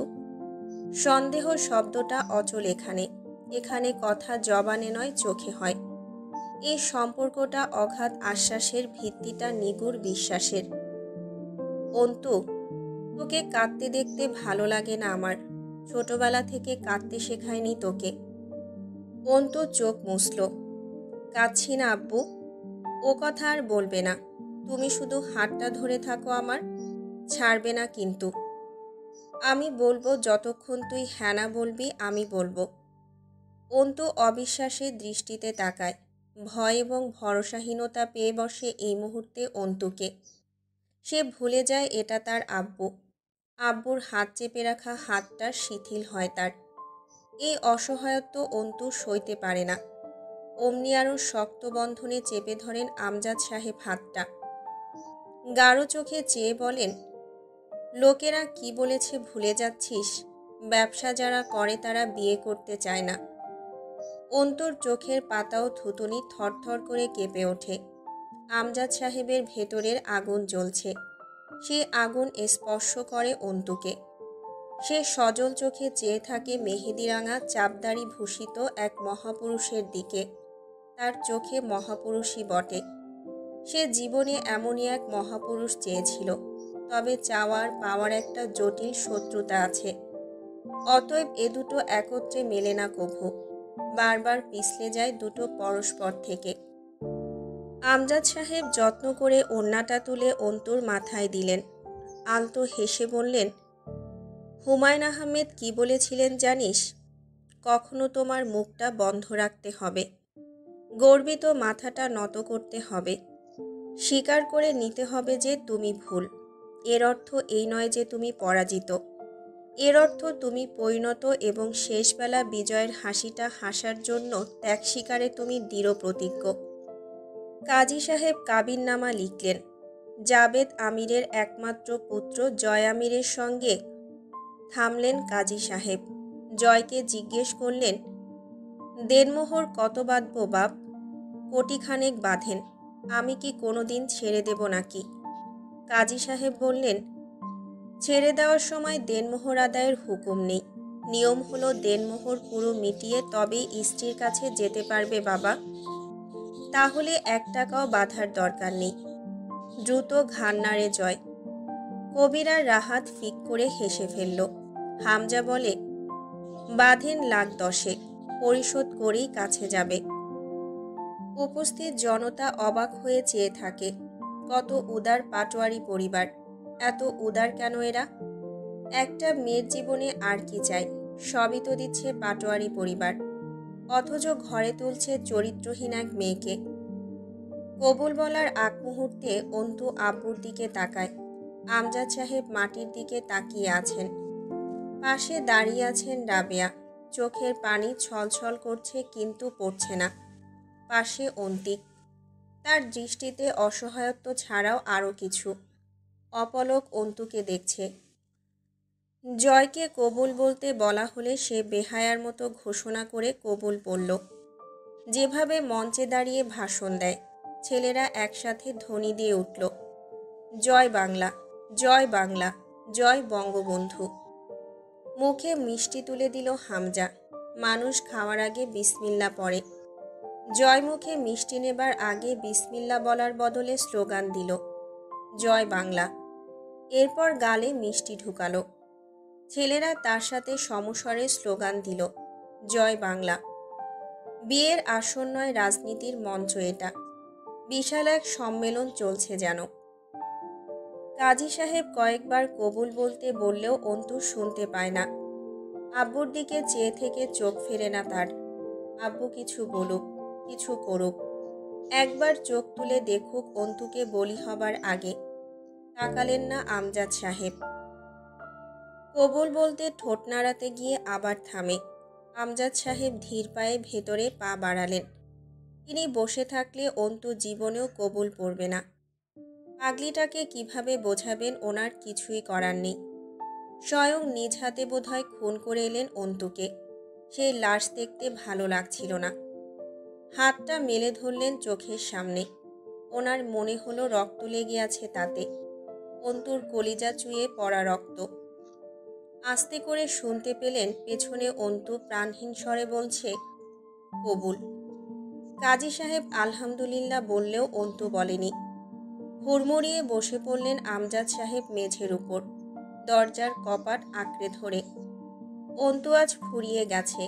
বাপের মান রাখতে নিজেকে একবার গজিয়ে তোলার প্রয়াসে অন্তু আত্মহত্যা করেছে। অন্তু জয় আমিরকে কবুল করেছে।